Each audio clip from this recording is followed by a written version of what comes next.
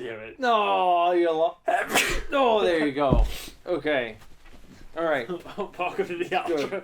Intro. Stick around for the outro to make sure you understand the significance of the sneeze for the intro. Oh my god, I'm gonna do it again, maybe. You're gonna do it again? Possibly. I'm allergic to being alive. Being alive. U.S. map of us. The U.S. map of us. Ladies and gentlemen, please visit us at superdivorceme.com, facebook.com/superdivorce, Twitter at superdivorce, and Instagram at superdivorceband. If you would like to follow Bender, you can find me on Instagram. Be like, be like T_Renee0407. She just started following me. I don't know who she is. at Instagram? On Instagram, yep. Literally just started following me. You can follow me on Instagram at BenderButt. All one word. Where can they follow you on Twitter? Nowhere, because I don't fucking use Twitter. Just start using it. I don't even know what my Twitter is. Can you pull it up? Hold on. Oh my god. Becky Cloonan is listing original drawings on her website tomorrow. Oh. Really? No. I hid Twitter on my phone because I don't use it. it. I want to probably change my name again too, because the last time I was dumb. Change again? Yeah, it's dumb. It's a dumb name. Bender Butts. Bender Butts? Bender Butts. Bender Butts. Bender Butts. And if you want to follow me on any social media platform, just look up Nicholas Villars, Nicholas, V as in Victor, Illars. And buy our new album, Action Figures, at superdivorceme.com/store or at bandcamp.com/superdivorce. Anything else? Search us on YouTube and watch all of our cool stuff. And subscribe. To us on YouTube. Just we search are Super Divorce. We are 40 subscribers away from our very own YouTube URL. Yep. So subscribe. Yeah, subscribe. Okay. Until then, please look forward to this episode. Please. We are not getting a divorce. We are not getting a divorce. We are not getting a divorce.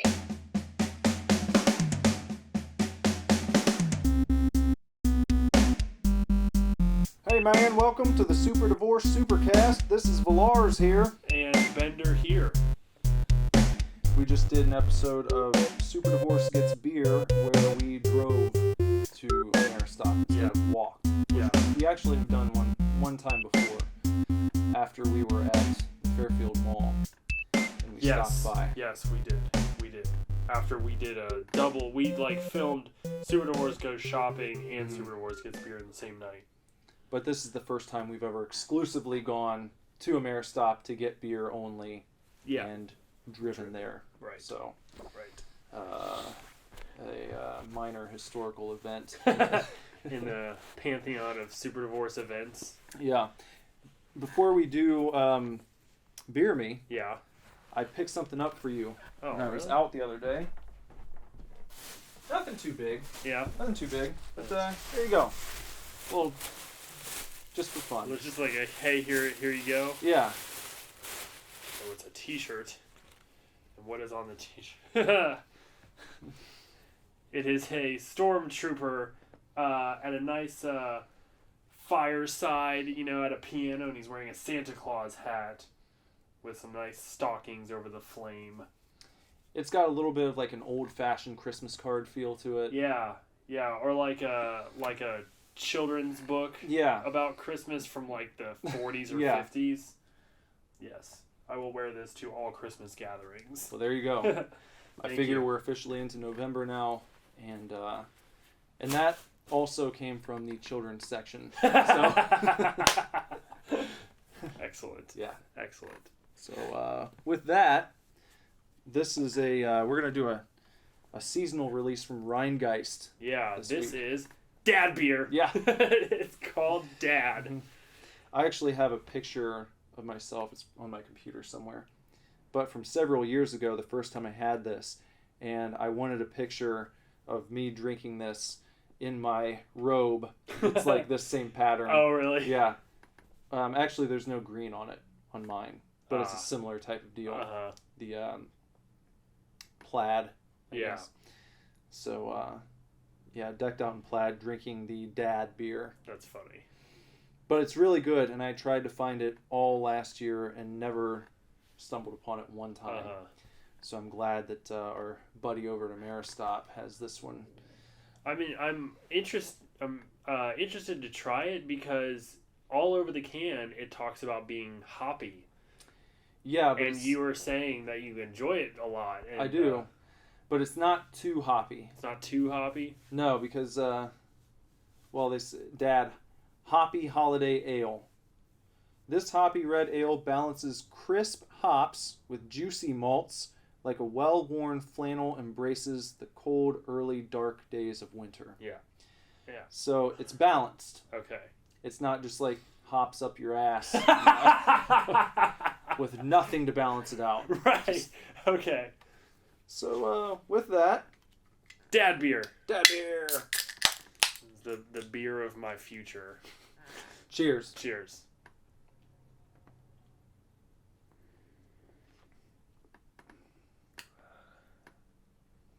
Yeah. I mean, it's hoppy, but again, again, it's crisp. There's like a foundation for the hops. Right. I'll say that. They they're like sitting on the backs of the malts. Yeah. And they, it's easier to drink. The hops. I would still a little bitter on the end. Yeah, but it's more like Sam Adams Boston Lager to me than like just one of these insane IPAs, that people drink. But this, if I can paint a mental picture, I would imagine that the malts are playing Dad, and the hops are up on Dad's knee, and he's holding them by the fire, and it's a very. I can understand when I drink it why it is a holiday release, because it makes me feel like I want some more of this for when I go to my holiday gatherings this year.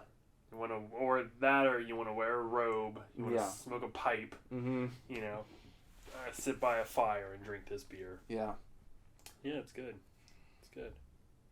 So, it's on the outskirts of the beers I normally like to drink. Yeah. But I think I would really only drink this as a seasonal release. But is this how it happens?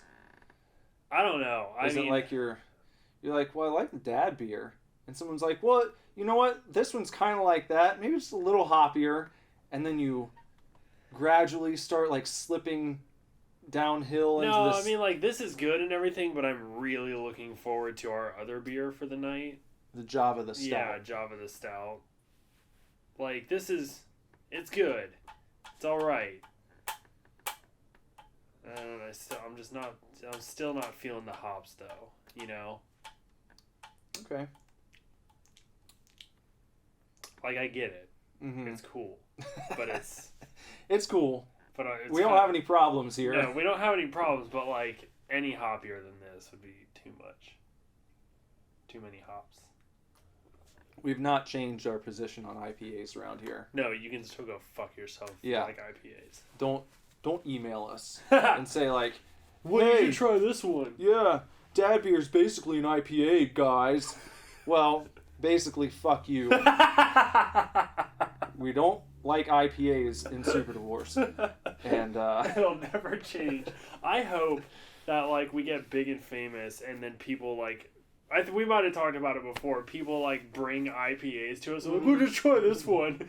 Yeah. And then we just, like, take them and smash them on the ground. Like, it becomes an inside joke with our fans to try to get us to like IPAs. People send us IPAs in the mail. We just post videos of us, like, throwing them off roofs. Driving them to Goodwill.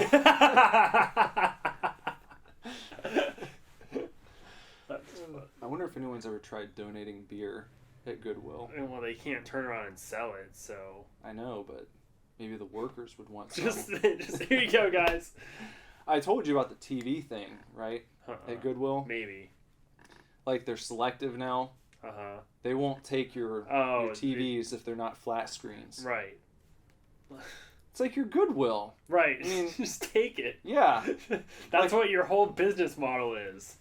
I took some clothes by earlier today, and I have one of those old TVs in the back of the van.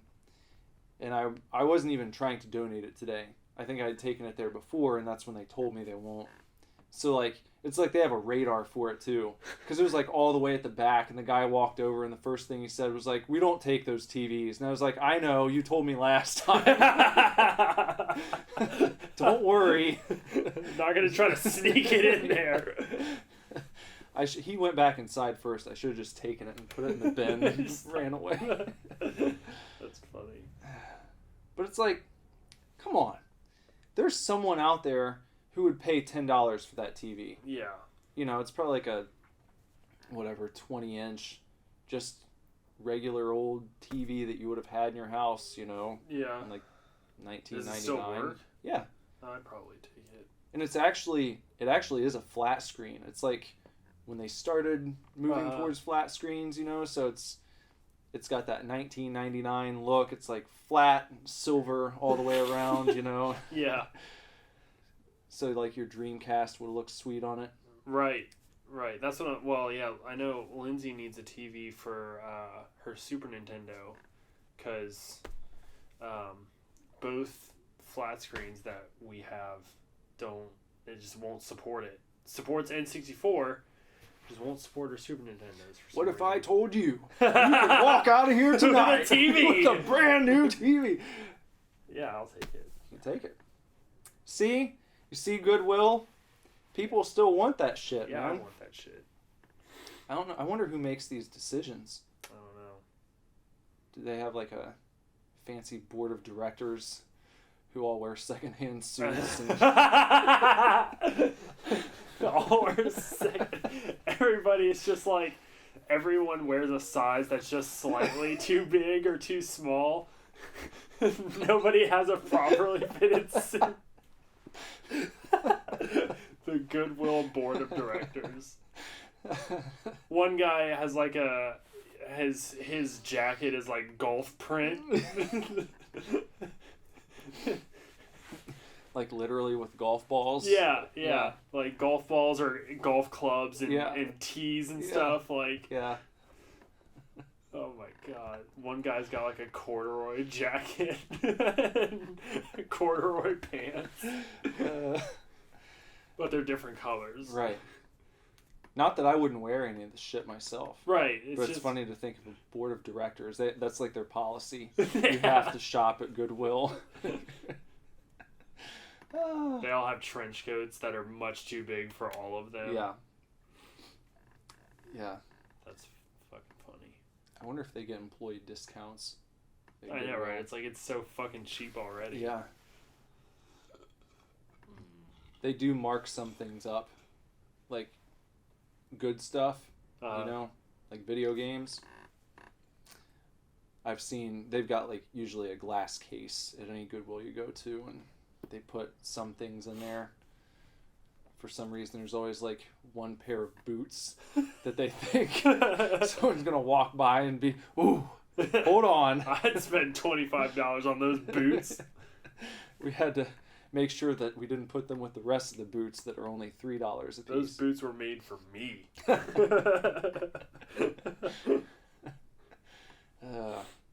But that's got to be an interesting job. The guy at Goodwill who decides what goes into the glass case. Yeah, there's always like one random lowbrow PS4 game or something. Like it's like a sports game from 5 years ago. Yeah. And they're like, well, it's PS4, so it's obviously $15. It's the only PS4 game we have to make sure we get into that glass case, boys. You can get it at GameStop for like $3.95. Yeah, or less. Yeah, but here at Goodwill, that's like PS4. gold. It's like gold in our country. But I don't know. I guess maybe someone buys it. I guess. People who like haven't heard of GameStop. But yeah. who with a PS4 doesn't know about GameStop? Right. That's and probably. Oh no, you know what it is? It's like the grandma or the crazy aunt that shops at Goodwill, sees it. Yeah. And buys it for Christmas. They call up, you know. Does Johnny have a PS4? Yeah. Oh, I see a game here. I'll pick it up for him, and they don't even know how badly they're being ripped off. Yeah, don't even know. It's really dishonest. It's always it's either a sports game or it's like that terrible Walking Dead survival game. Yeah. What I don't even know what was it called. Walking Dead Survivor or Walking Dead like Daryl's Quest or something like that. Daryl's Quest. That would have been the NES game.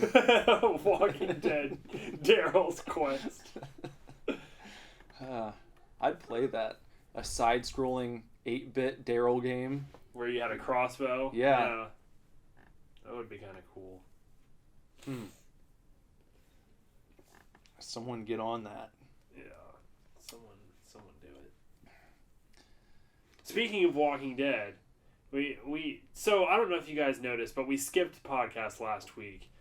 Number one, Nick was out of town for like 4 days. I joined him for a time, but I also got tattooed and went to Horror Hound.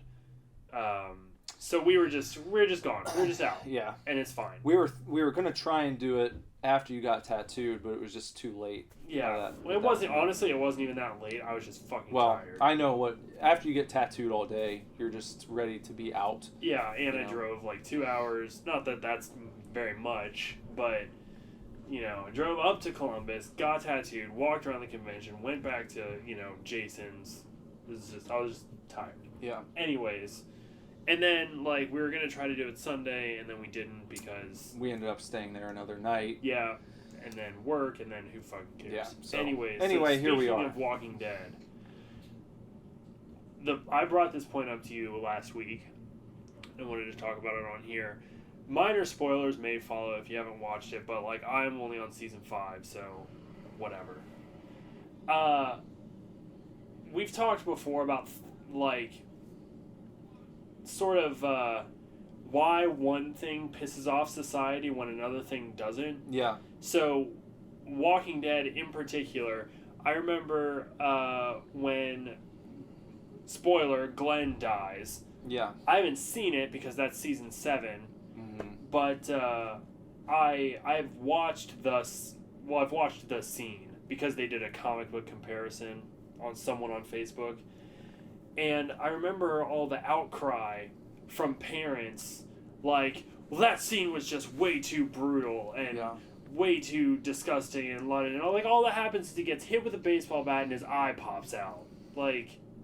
Okay. So, everybody was all fucking up in arms about Glenn dying. Yeah. But in season 5, nobody fucking bats an eye when there's an entire episode dedicated to Carol and Tyrese, and they're at a house in the countryside with the 2 little girls from the prison, Mika and Lizzie, and they've got Judith as well. And the whole episode is about how Mika doesn't fucking understand that the zombies are fucking zombies. Right. And she thinks they talk to her, and then she stabs her sister to death, and then Carol takes her out into the yard and shoots her in the back of the head. I got chills when you were talking about that because I don't know. Whew. It's probably a top 2 episode for me. I don't know what my favorite episode is. Yeah. I'm trying to think about it as you're talking here, but I told you when you brought it up that I think that episode extended another 45 minutes could have been a movie. Yeah. Building up to what happens at the end. Right. With Carol having to put her down. Because it's so just By the way, these 2 girls are 12 or younger. Yeah, they're really young kids. Really young kid. They are child actors. And sure, they don't show it, but they do show the body of the one girl stabbed to death, and her sister covered in blood, and then she's talking about how she was about to stab the baby. Yeah. And then, yeah, Carol and Tyrese are just like, she can't be around people. She can't be around people. So they take her out to the yard. Carol takes her out to the yard, and she starts crying because she just thinks she's in trouble. She doesn't understand that she thinks she's in trouble for, like, holding a knife to Carol, not killing her fucking sister, or trying to stab a baby. She thinks because she pulls a gun on Carol. She thinks because she pulled a gun on Carol that she's in trouble. So she turns around and Carol's like, "Look at the flowers, honey, look at the flowers," and then fucking shoots her. And nobody was like, "Well, I can't believe that The Walking Dead killed a 12-year-old girl on screen." Like, but when Glenn's eyeball hangs out of his head, people are like writing in trying to get the show fucking canceled. Well, it's the weird hang-ups that people have about certain things, you know? It's like people are much more worried with, like, I think the visual of this or that as opposed to the implications of certain other events, you know?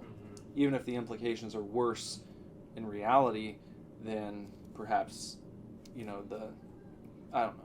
It's tough to weigh those because still a guy's getting his head bashed in with a baseball bat and the other one, some little girl's getting shot in the head. So it's like, well, which is worse? I don't really know, but they're both pretty fucking bad. Right. So it's like, if you're going to be outraged at that, I think the difference is if you would have had a 5-minute scene of Carol bashing in a little girl's head with a baseball bat, then you would have had the outcry. But because it's more implied, you don't see the violence of it necessarily. It doesn't make the news, I guess. Even though it is really a fucking heavy episode. Yeah.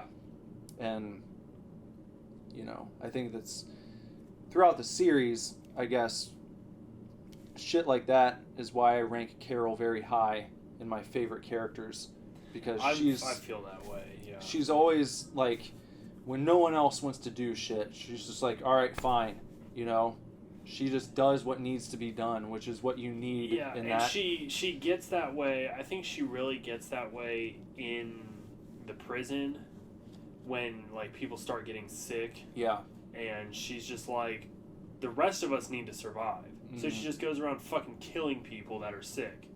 You know, she starts with the 2, kills them and then burns their bodies. Yeah.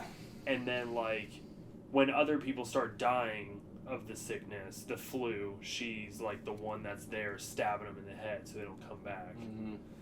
Like, you know, I just got to Terminus. Okay. And she's the one that comes back and saves everybody from Terminus. I feel like it really starts picking up around that point. Yeah. Honestly, all of the episodes leading up to Terminus, I mean, I feel like you can anticipate it because of the pacing of the show. Yeah. But I was like, don't go there.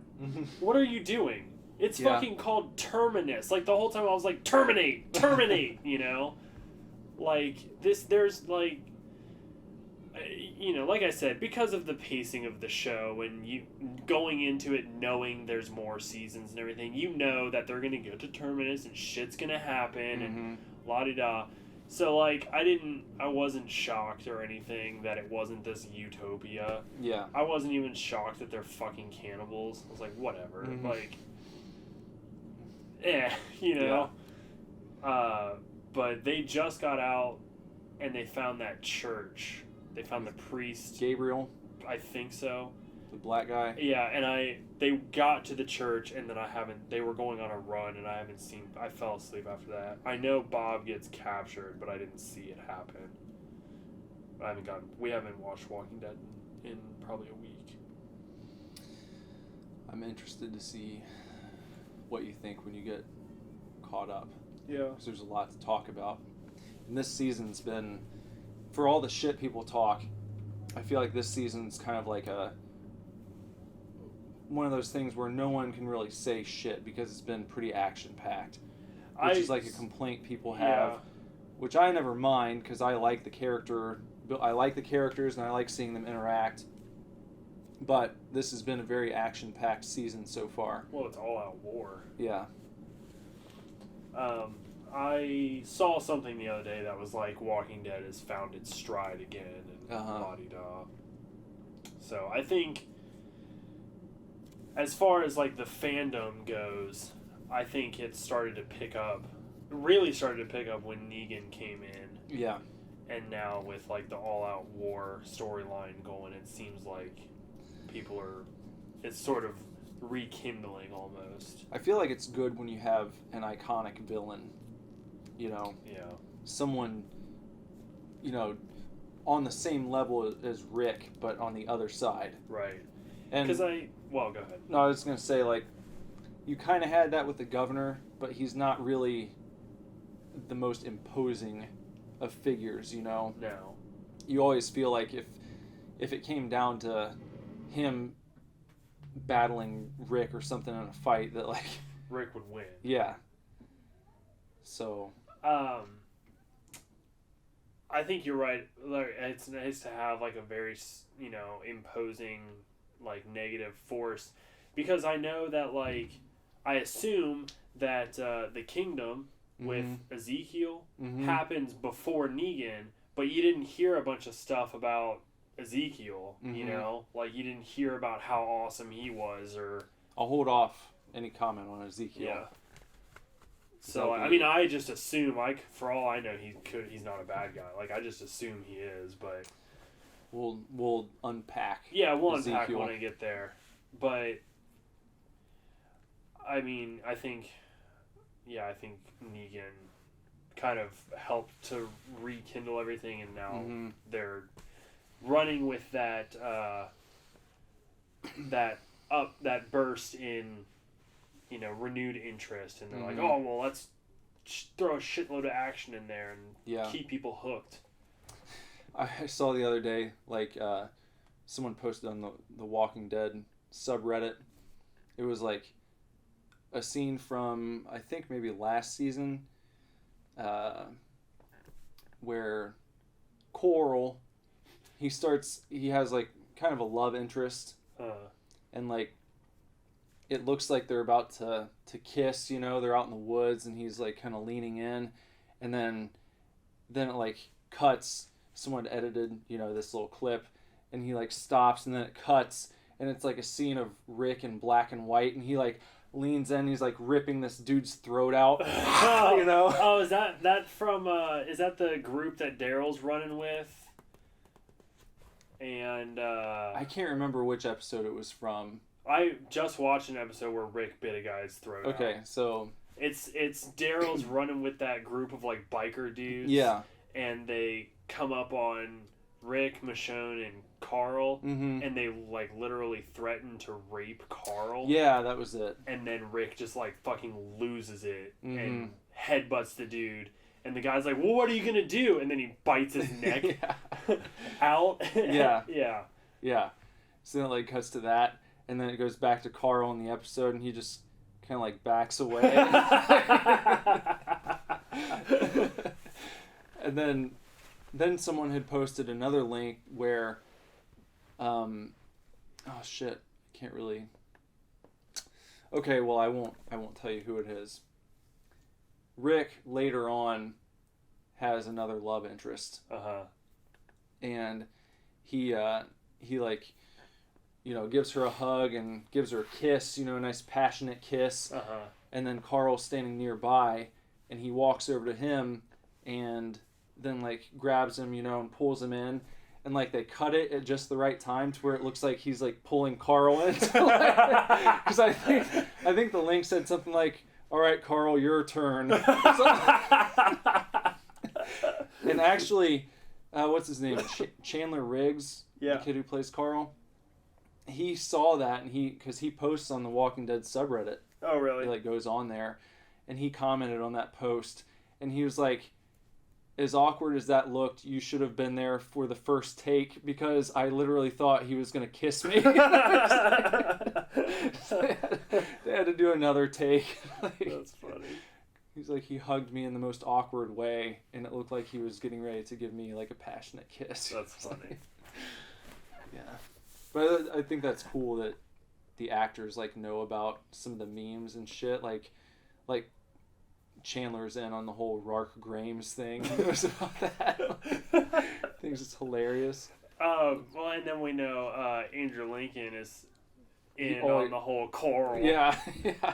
He's in on that. Choral. There were a couple times where, he yells Carl and it's funny, but I think the first time it really, he really just was out there was right after his fight with the governor, and he's been, choked and he's beat up. Yeah. And he's prison riot's done, everybody's leaving, and he's, walking up the hill, and he's like, Carl! Oh my god, it's so funny. I don't know if you've looked into the comic much. I haven't, no. Did you? Because there's a huge difference with something that happens at the prison when they leave. I don't know if you want me to tell you or not. Or I don't care. It'll probably be a while before I read the comic. Well, Judith gets eaten by zombies. Does she? Yeah. Well, they kind of allude to that in the show. Well, that's what they they make it seem like that's what happened. Right. But it really does in the comics. Really? Yeah. Interesting. So it's... Yeah. Yeah, I was wondering how they were gonna... Because I didn't think she was gonna survive anyways. Because I was basing this on other things I'd seen. Yeah. I've never seen a Judith pop vinyl, or I've never heard Judith talked about. I've never anything like that. So I just figured when you see the bloody car seat in the show, I was like, all right, that's it. That's Judith. Yeah. And then Tyrese has her, and I was like, oh, are they gonna make this kid grow up? Yeah. Okay. Mm-hmm. Cool. Yeah. So, how you looking on your dad beer? Almost done. I'm eyeballing there. That Java.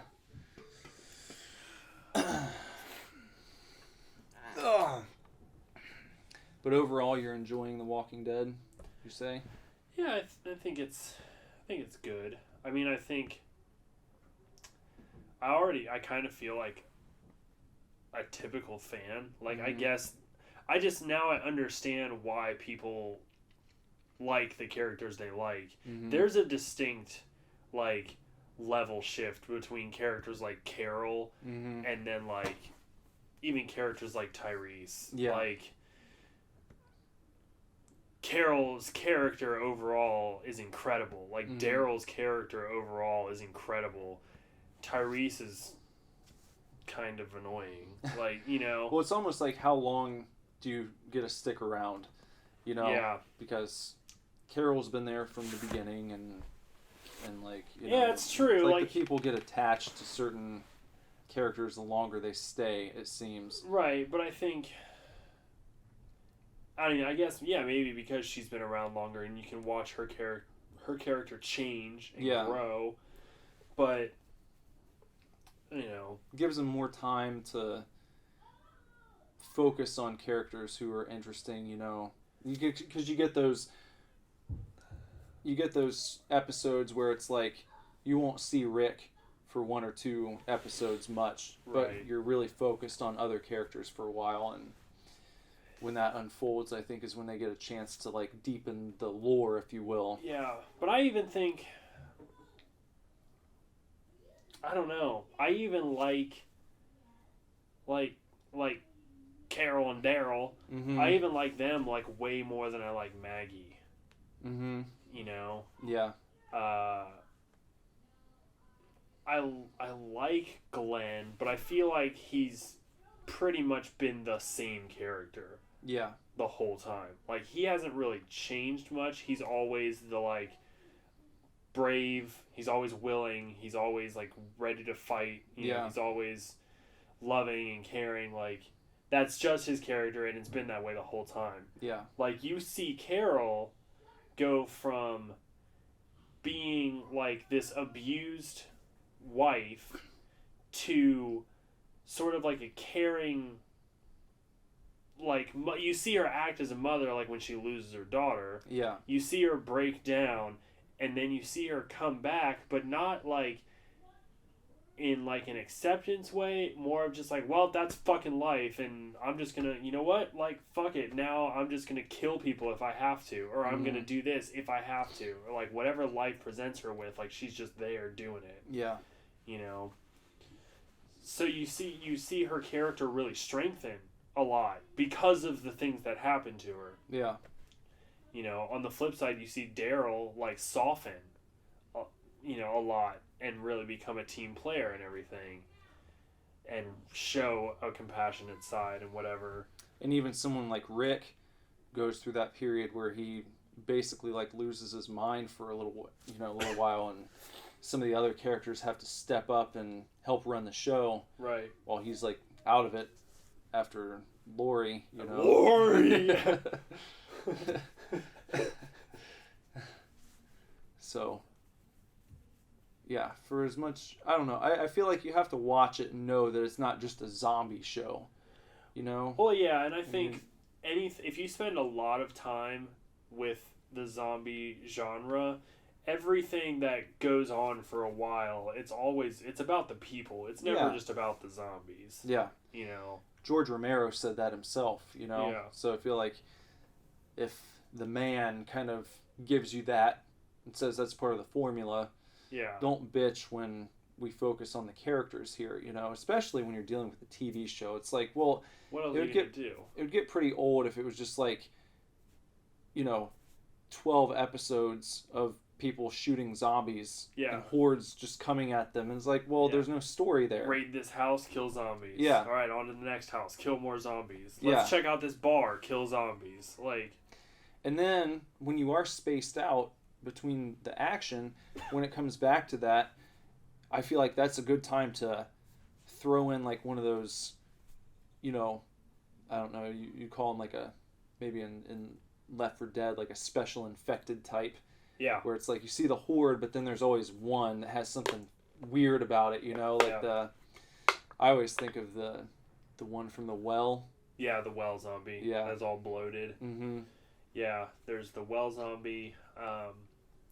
They call them featured zombies. Yeah. You know, a lot of times.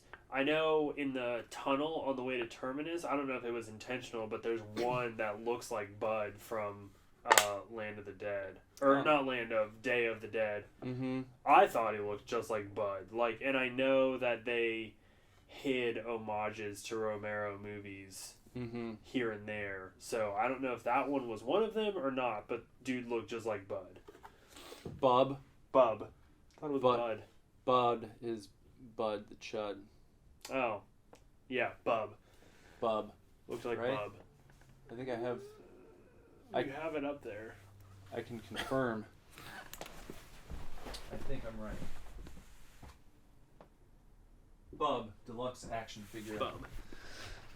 Yeah, well, looks just like that. I know in one episode there's a Creepshow homage, which is also Romero anyways. Have you ever seen Creepshow?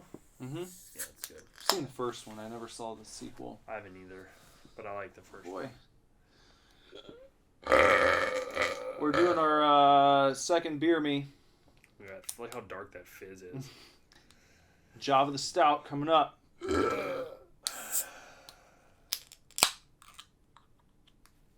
Goodness. Cheers. Cheers.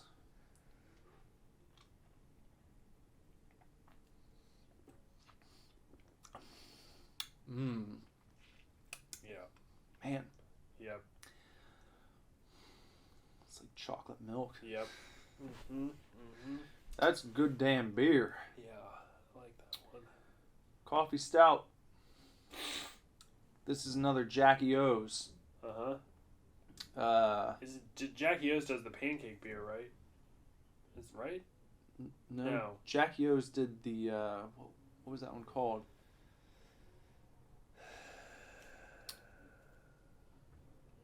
had like a ghost name kind of. What was it? Dark Apparition. That was it. Yep, Dark Apparition. So this is our second Jackie O's in recent times. Yeah. Recent times. Recent times. So I don't know if we really even talked about it, but I got to meet Billy from Silent Night, Deadly Night. How'd that go? It was awesome. He was a really cool guy. He was really nice. I told him that we had reviewed Silent Night, Deadly Night, and that we both loved the scene where they unveiled the Christmas banner, and he's just like instantly distraught, and he was just like, "Yeah, that wasn't a good day for Billy, was it?"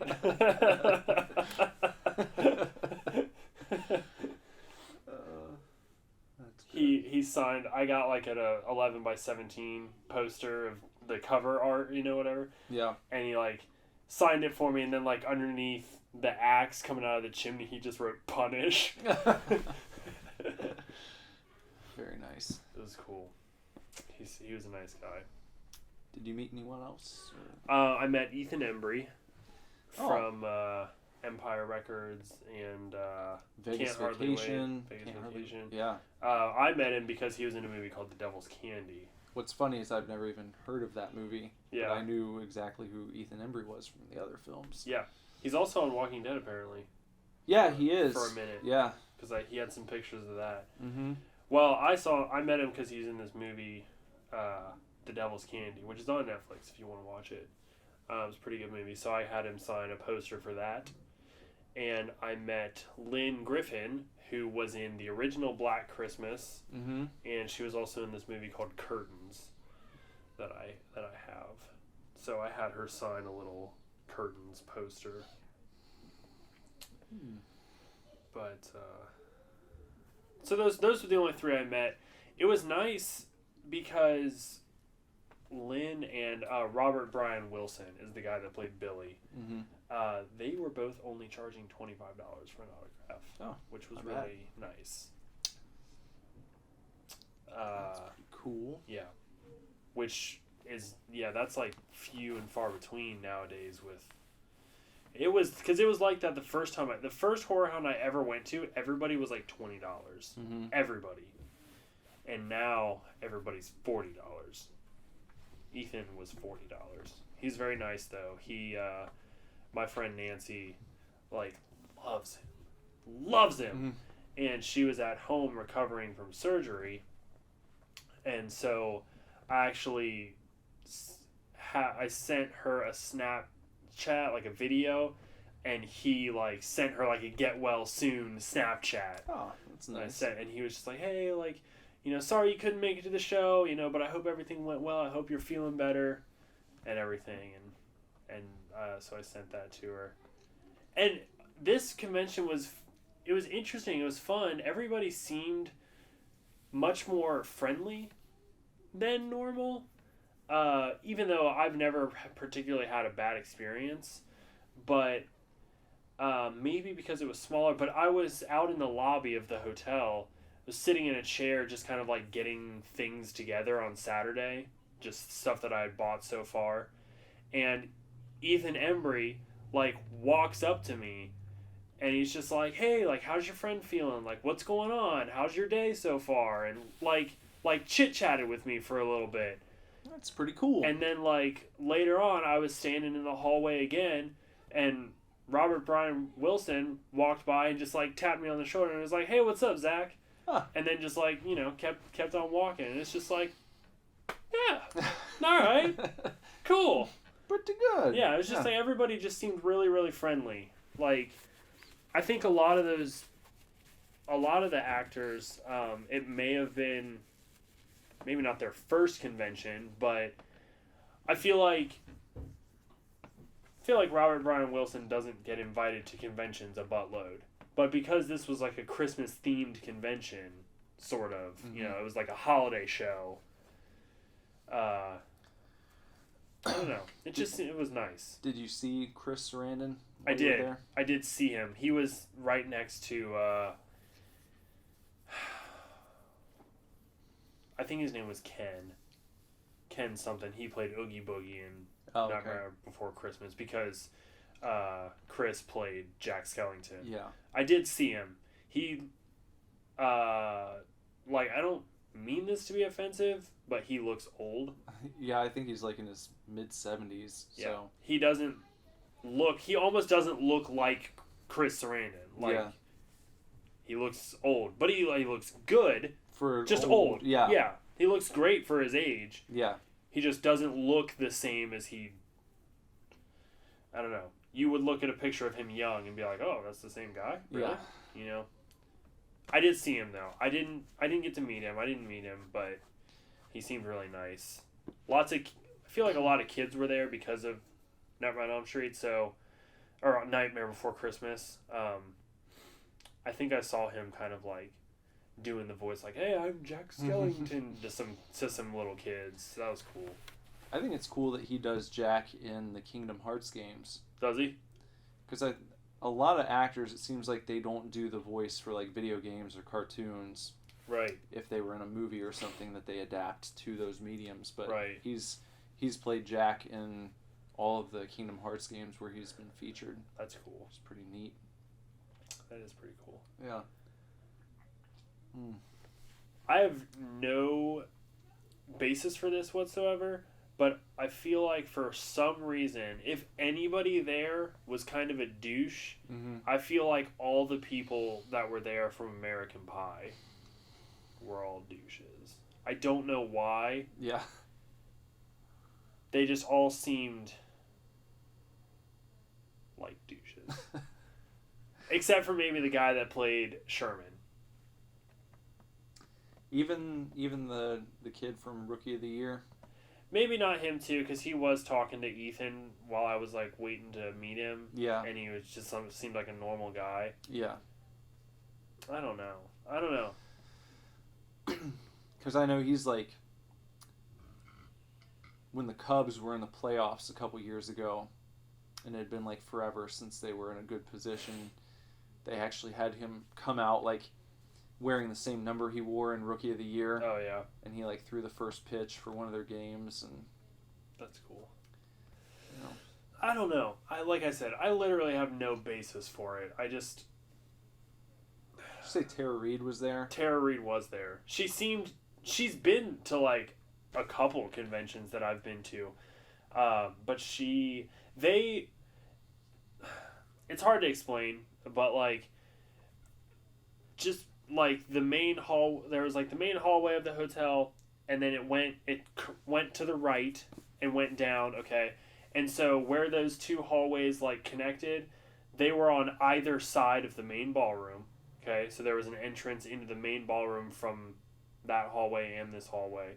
And then once you turned right, if you continued following, you would like enter like this weird tunnel, and it would take you to like a sub room where there were all the people from Friday the 13th Part 5 were back there, plus some other vendors. Well, anyway, so you had if your ballroom was here, if you went out into that second hallway, that's all right there in the hallway where all the American Pie people were, and they just had boom, boom, boom, like 5 tables right next to each other in a little curve. There's a little outcropping in the hallway, and they were just nestled right there. So you walked right by them just all the time. You know, they weren't anywhere special or anything like that. And Tara Reid seemed very disinterested. Mm-hmm. You know, Mina Savari was like almost never at her table. The two guys seemed cool.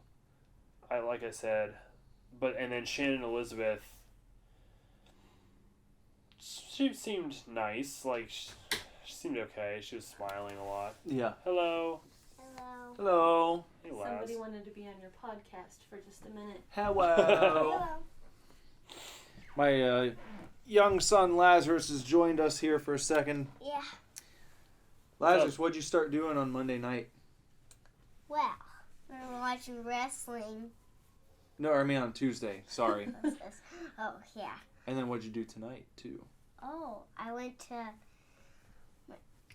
I went to wrestling and I wrestled with my partner.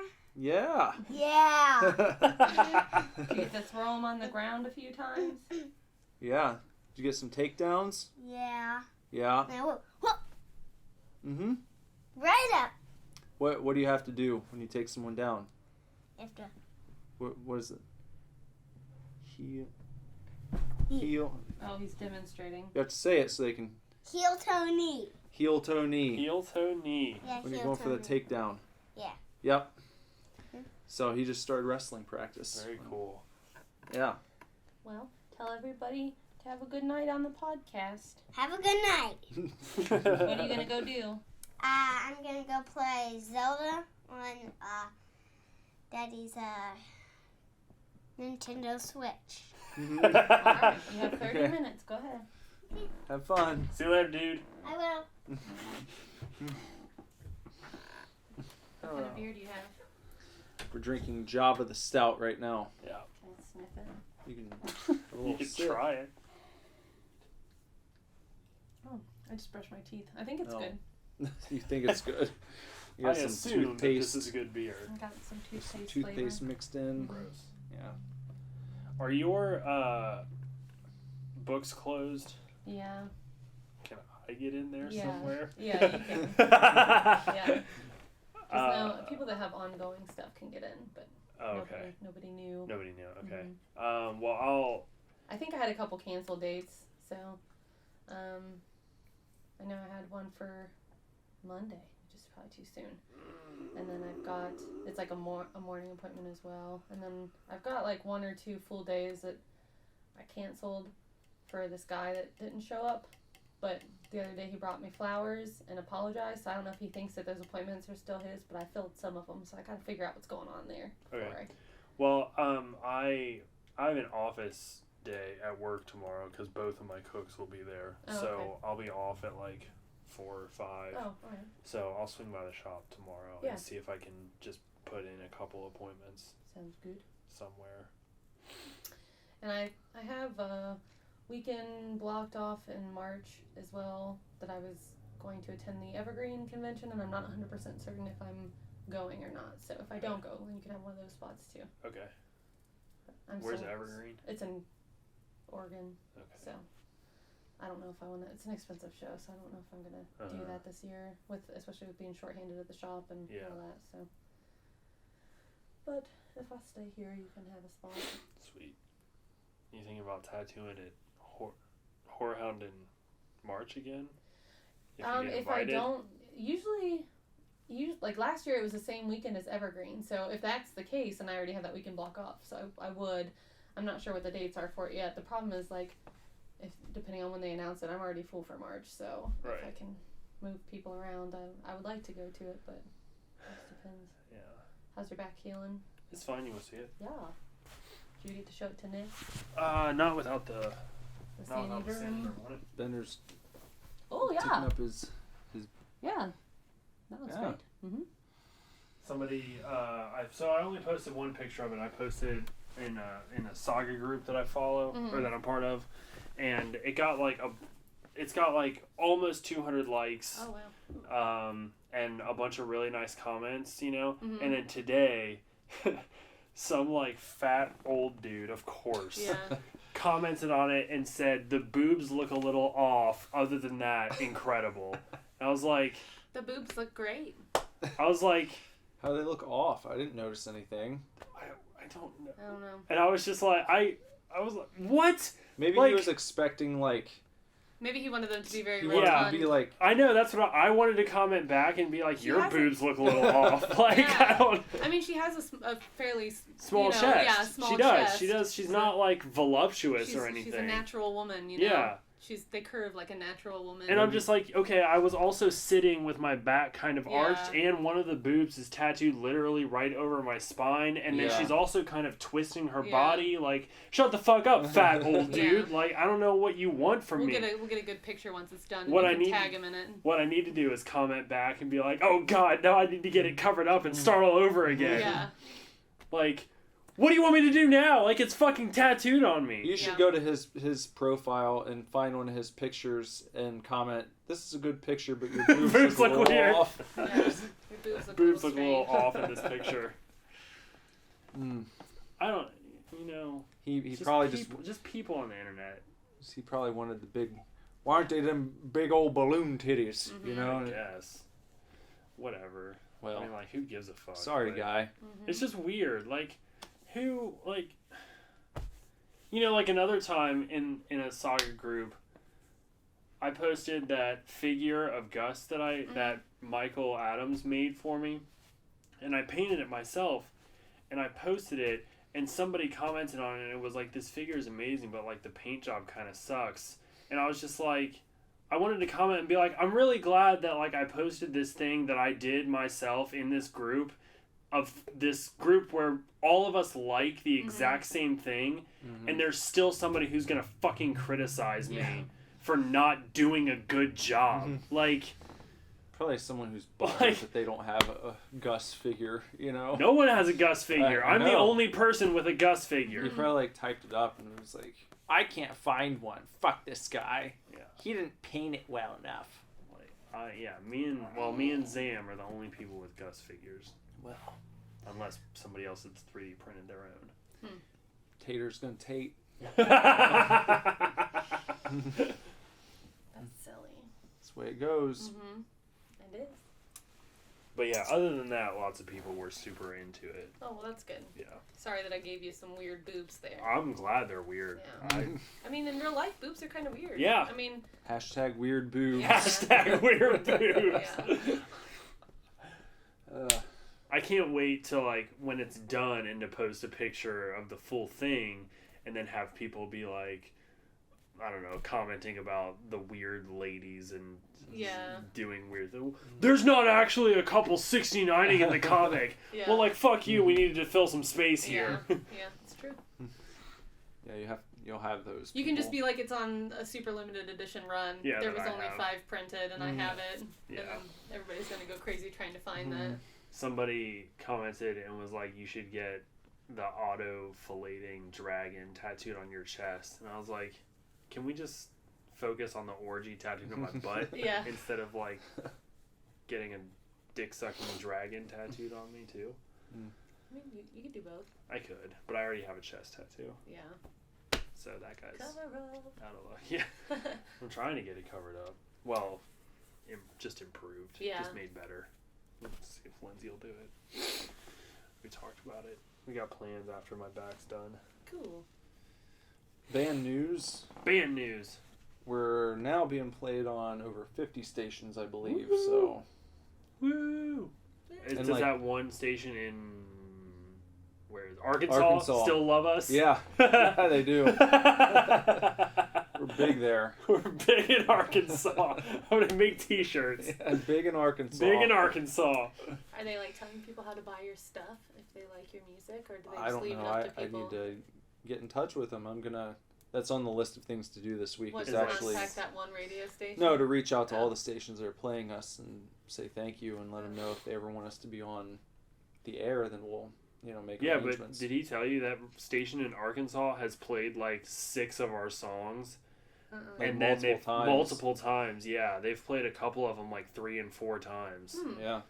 So for some reason there, and it's just funny to see the different reactions because like you've got that happening, and then there's like at the bottom of the list on the report, like this one station from California, and it was just like their comment was nothing special. Pass. That's the legend. It's like, A for added, R for in review, P for pass. And it was like theirs was P for pass, and the comment was nothing special. Well, fuck you, buddy. Yeah, fuck you, California. Check this station out in Arkansas. They fucking love us. Yeah. Nothing special. Oh, no. California, they're just a wreck. Yeah. Yeah.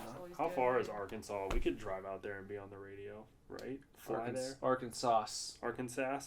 Where is Arkansas? I don't know. It's like to the left. Yeah, take it back now, y'all. It's a ways. It's to the left of what's next to Georgia? Is that Arkansas? Louisiana. Texas. I feel like no. It's next to Texas. It's next to because you got Texarkana. They yeah, always talk about Texarkana. That's where the town that dreaded sundown. That's what that movie's about. In Texarkana. Texarkana, Arkansas. It's a real thing. It's a real thing. So okay. So first of all, the town that dreaded sundown came out before Halloween by like 2 or 3 years, and it's technically, aside from like Black Christmas, it's kind of sort of technically like the first American slasher movie. But it's like this mockumentary movie, but it's based on a true story where like in Texarkana, some dude killed like 5 people, and people were like, there was a curfew, like people were afraid to go out at night and stuff like that, and they never caught the dude. He was like, no trace of him was ever found. And so, like, I think to this day, every year on Halloween or something, there's like a drive-in theater, and they play The Town That Dreaded Sundown in Texarkana. That'd be something to go to. Yeah. Yeah. It's a horrible movie. Well, okay, I was thinking... Alabama. There was another... another Alabama. A state. Alabama's next to Georgia, and then you've got Mississippi, and next to Mississippi... You've got Louisiana and Arkansas. Right next, nestled between Oklahoma and Mississippi and Missouri. Our route would be, we could go through Kentucky, through Tennessee, and probably either from Mississippi to Arkansas or straight through Tennessee. If there's a highway that goes through that region, I imagine we do that. Yeah. So maybe you'll see us in Arkansas soon. Maybe. That'd be so awesome. I would love it if you contacted that radio station and they were like, why don't you guys come down to the studio? Well, that was a good thing about this radio campaign, is like, even if it doesn't produce a bunch of sales, you see where people are digging you, so then you can contact those places and be like, yo, thanks for playing us, you know. Do you ever do any live sessions on your shows or anything like that? That would be so fucking fun. Because colleges are tough to get into otherwise. Because they typically pay out pretty well, and they have like weird, like a booking summit almost every year. I've read about this, where if you want to be in the pool to get booked at colleges, basically you join this group and then you're kind of entered into the pool, and that's when colleges will look at you when they're booking musical acts or entertainment to come through. This might be a way around that, where it's like, the radio station is playing us, we have an inn at the university, and it's like, yo, man, we'll come out and play a show sometime, stop by the radio station, do an interview. So, could end up being really cool. Yeah. And like I said, being played at like 50 stations right now, that's so awesome. It's like, it's a lot of shit going on. More, and that's probably, I assume that's more than half of what we're submitted to. Like, we're being played on 50. How many have turned us down? Last time I looked, we were being played on, like, 37, and only 6 had turned us down.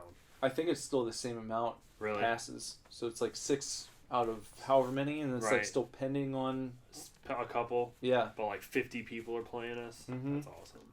How are you doing in Alabama? Anybody out there like you? I don't know. I'd have to look. But what's really cool is that we've gotten on... we're being played on 2... They call them core stations, which would be like their rock station in that area. Oh, okay. Like not college radio. Like a regular station. Yeah, basically. Okay. Yeah. So it's that's like sweet. Yeah. That's really cool. I think light rotation, but still, it's like we're on there. Somewhere. Yeah. It might be 3 a.m. on Tuesday night, but we're on there. Somebody's up. Yeah. Yeah. Did you showed me a thing at the release party, Halloween party. Are we on like a Spotify playlist?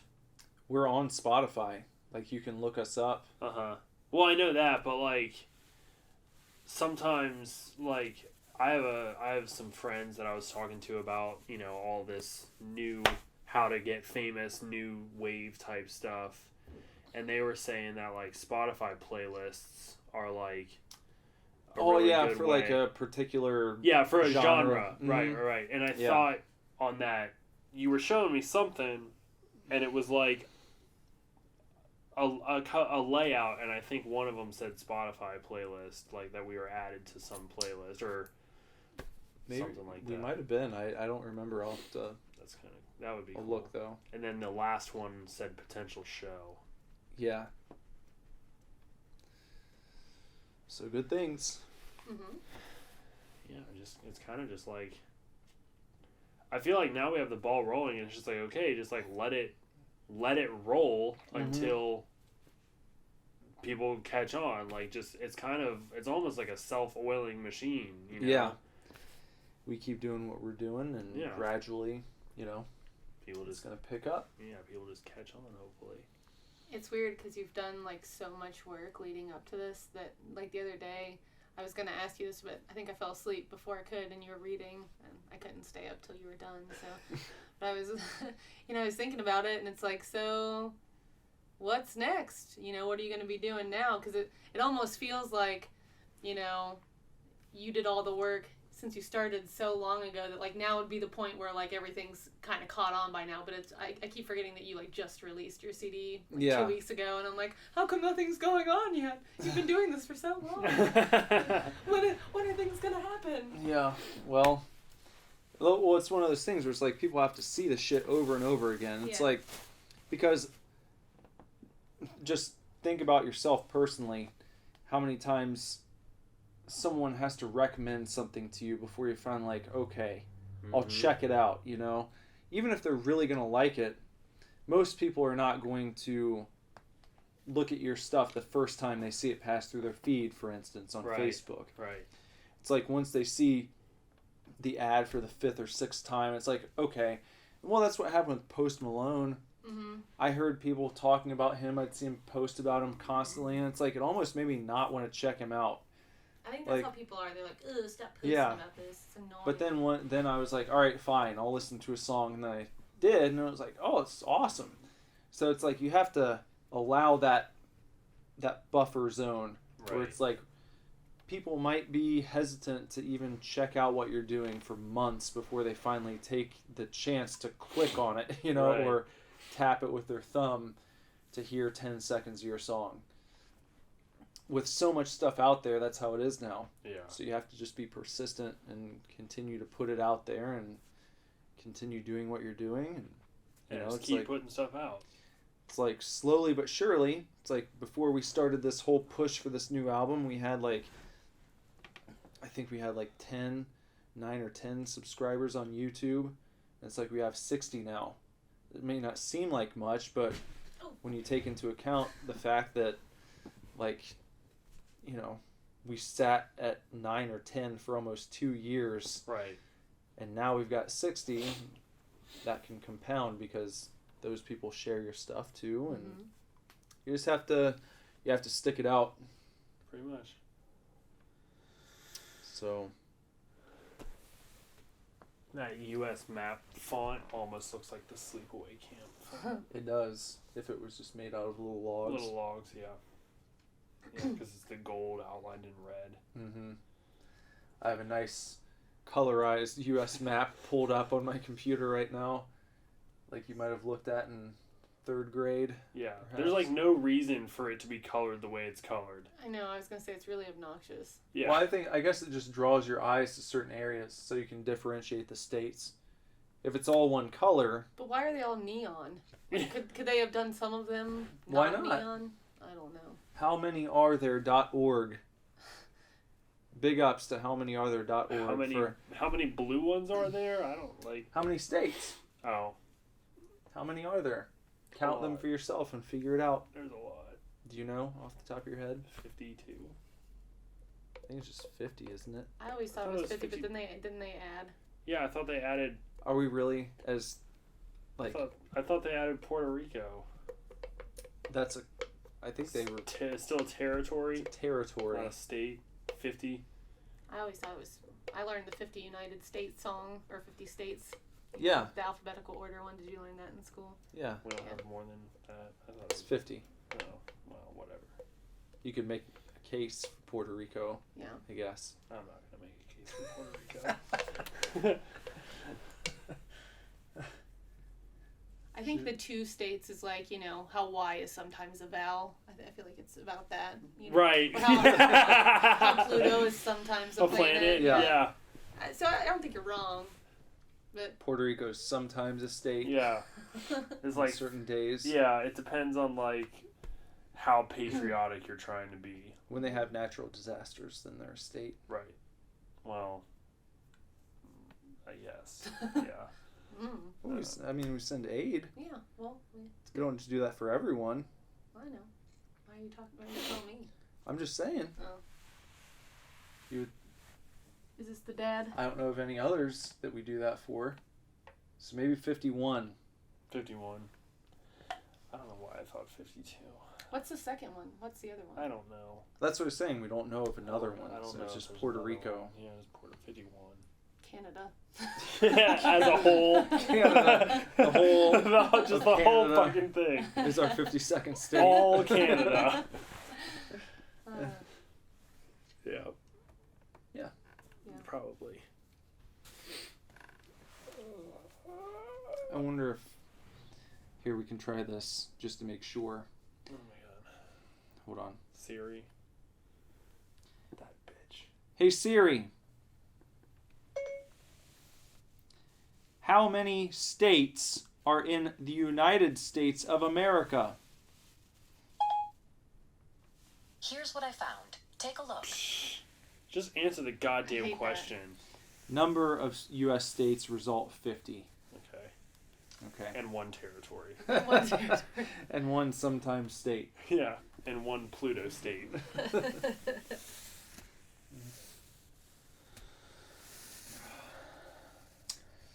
Yeah. Lazarus probably needs to get to bed, eh? I told him he had 30 minutes to play. At what time? At 9 o'clock, so he's got about 10 more minutes of enjoyable gaming he's allowed to get into. By the way, when we were at the restaurant, he was playing this game on my mom's phone. I don't know, it's one of Kayleen's games, so it's like a little kid thing, and he was typing stuff in this, like, you know, like a little text box. And I was like, what is he doing? And it was time to leave, and he typed something else, and then I took the phone from him, and, like, it had like a little person standing there, and whatever he typed like showed up in a bubble like by the person's head, and it was just a bunch of like numbers, like hashtag signs. And I was like, what did you type in there? Why did you just type a bunch of those hashtags? He's like, I didn't. I said a bad word. And I was like, what did you type in there? And he goes, what the fuck? And I'm like, why did you type that on there? You're not allowed to say that. You can't use that word. That's a really bad word. And he's like, but so you're only allowed to say it when you get really mad at video games, like on Mario when you're in the purple stuff? And I was like, what? What do you mean? He's like, that's what Daddy said. And I was like, oh. Well. Oh, well. I told him I had to clear that up, that he wasn't allowed to say that anymore. Yeah. Well, I don't want him to get back one of his 3rd grade papers, or why is it 3rd grade? Yeah, kindergarten papers. You got a 3 out of 10? 30%? What the fuck?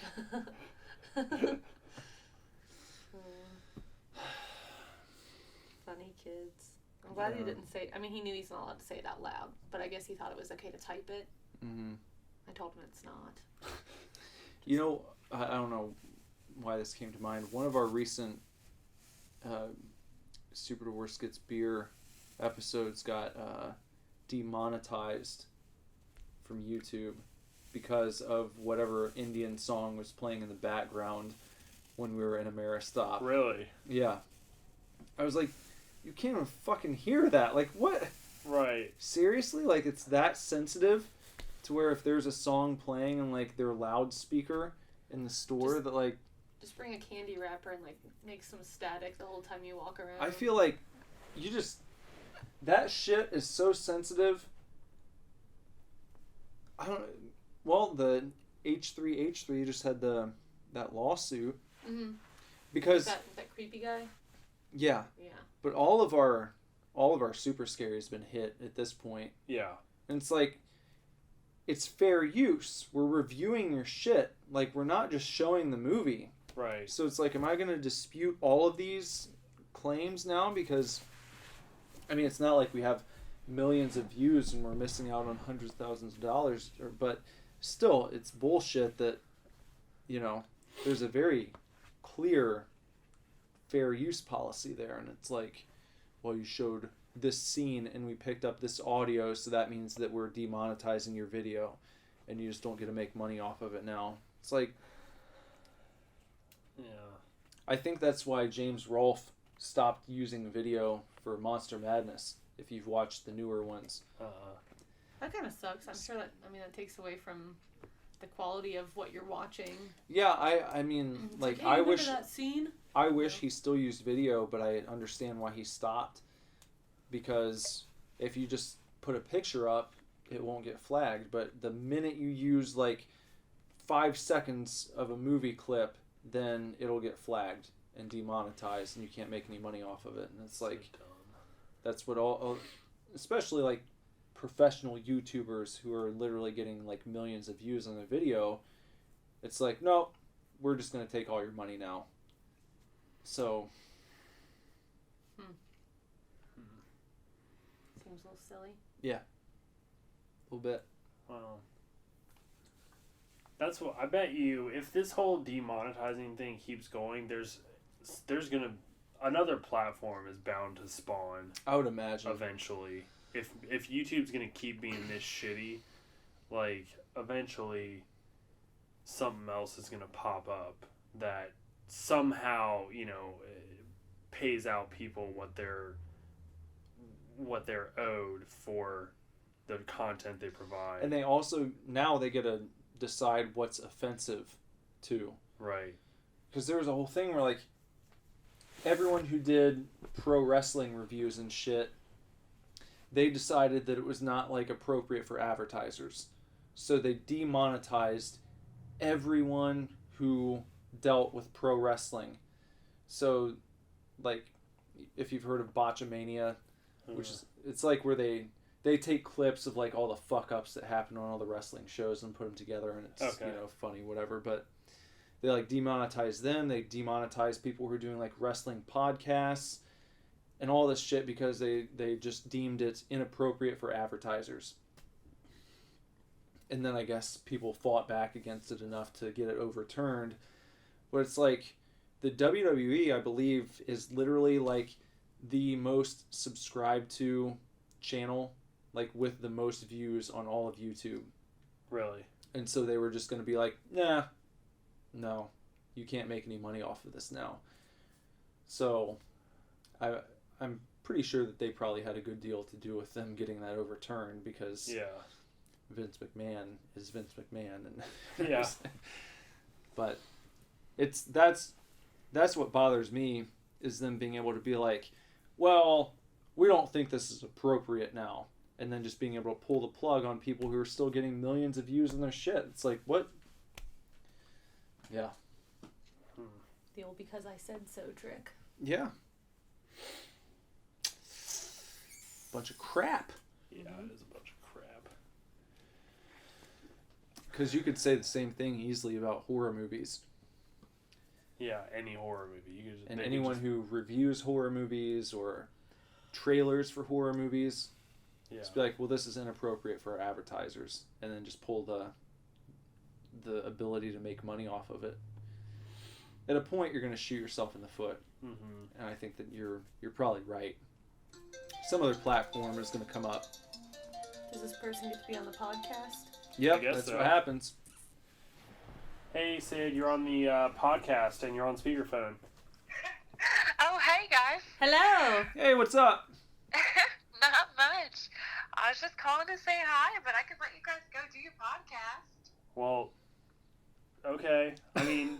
Do you have anything fun to say first before you go? I don't think so. I'm just holding down the fort in Nashville. Hey, tell people about Super Divorce around there. Then you guys can go to Nashville, too, on your way to Arkansas. On our way to Arkansas. Oh, yeah, you guys should stop by here, for sure. People love us in Arkansas, apparently. And that's on the way. It is on the way. All right, well, I'll show you guys in Nashville. I'll talk to you guys later. Bye. Okay, bye. Take care. Later.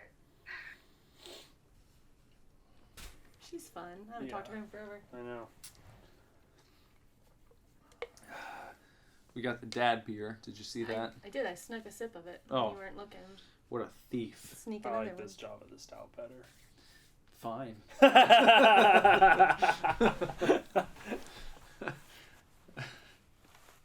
Fine then. Fine. Be that way. Poppy Holiday. That's an That's old. cute. I need to. I saw that you shared Momster movies. Or Yeah. made it, so I need to share that to my page. I slipped it in there on a Wednesday, You so did. You did. so people wouldn't realize. We need. Are we gonna get back to Super Scary this week? Next week. Next week. Next Wednesday, you can expect a new Super Scary, and then after that, we'll do a new Momster movies. Okay. That'll give you a chance to make a new one. I need to take the camera with me. Yeah. It's right there. Yeah. So you can do that. Are you guys going to that show on Sunday with Stephanie? Yeah. Yeah. I'd like to. I'm definitely gonna shoot for it. Like I said, it's my mom's birthday. Mm. But I don't remember if I open or close at work. Oh. So I'll figure it out. But I'll go out for a little bit anyway. I don't imagine we'll have a sitter for a Sunday night, so I'll probably have to go by my lonesome then. Nina and Poppy are out of town this weekend. Yeah. I'm really gonna try to make it. Like, Yeah, network with them. Maybe if they're decent, you guys are in the same vein. I don't know what kind I'm of gonna music make they it. play. Oh, okay. Well. There's no try. No, we're not in the same I vein, didn't don't say. think. I didn't say try to go. I said try to. Yeah. Well. No, network with them. do That's what I or do said. not. There's Yeah, no there's no try. No, that's not what I meant. I said make friends with them, and they have Yeah. similar style. You could play show with them. Well. We'll see what's up. Threw me What, off when you what was I started even yelling doing? at What me. did I That's even not get even on what I fucking meant. Facebook for? But the caveat I like to throw in is Lord Willin. Who's that? Guy I worked with at Buybacks used to say that all the time. Oh, Lord Lord Willing. Willing. Yeah. I thought you meant like a human named Lord Willing. Lord Willing. Lord, I- good old Lord Willing. No, it means like, No, I know what Lord Willing means. You said Lord Willin. yeah, Thought that's it what you was- say. no, I know Lord now. Willin. You know? I get it now. I was thinking of a man, like a lord of something. That encompasses all of the events you couldn't foresee. Mm-hmm. You know?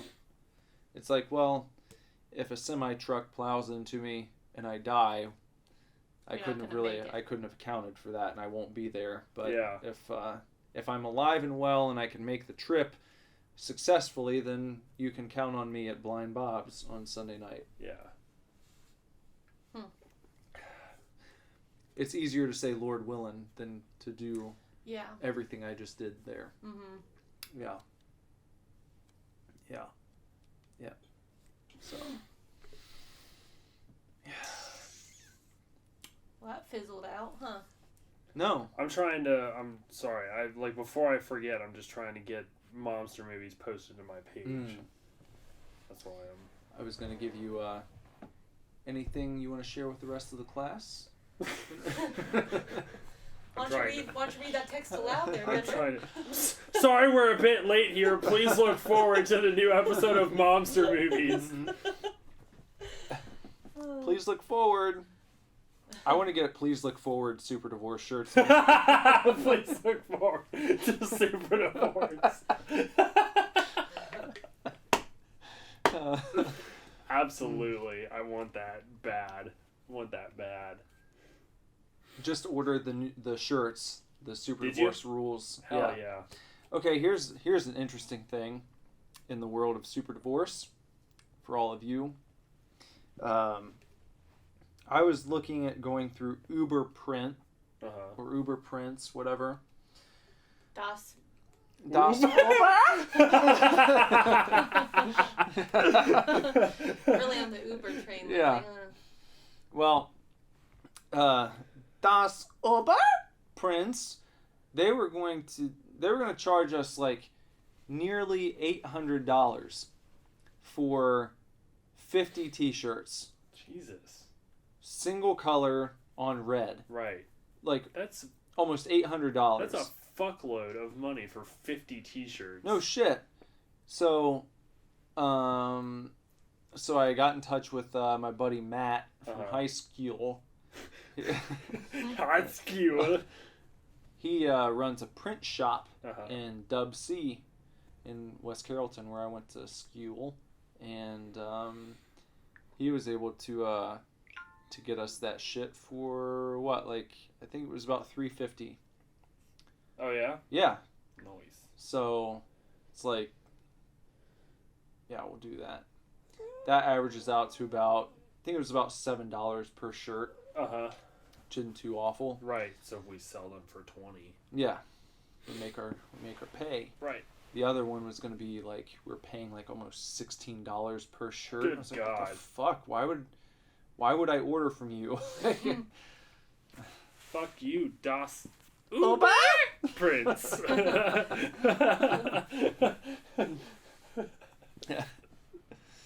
Yeah. So funny. Das Uber. That's one of my favorite things that happened on that episode. Oh man, I'm so excited! Super Divorce Rules shirts. Yeah. Next, we're gonna have. Please look forward to Super Divorce.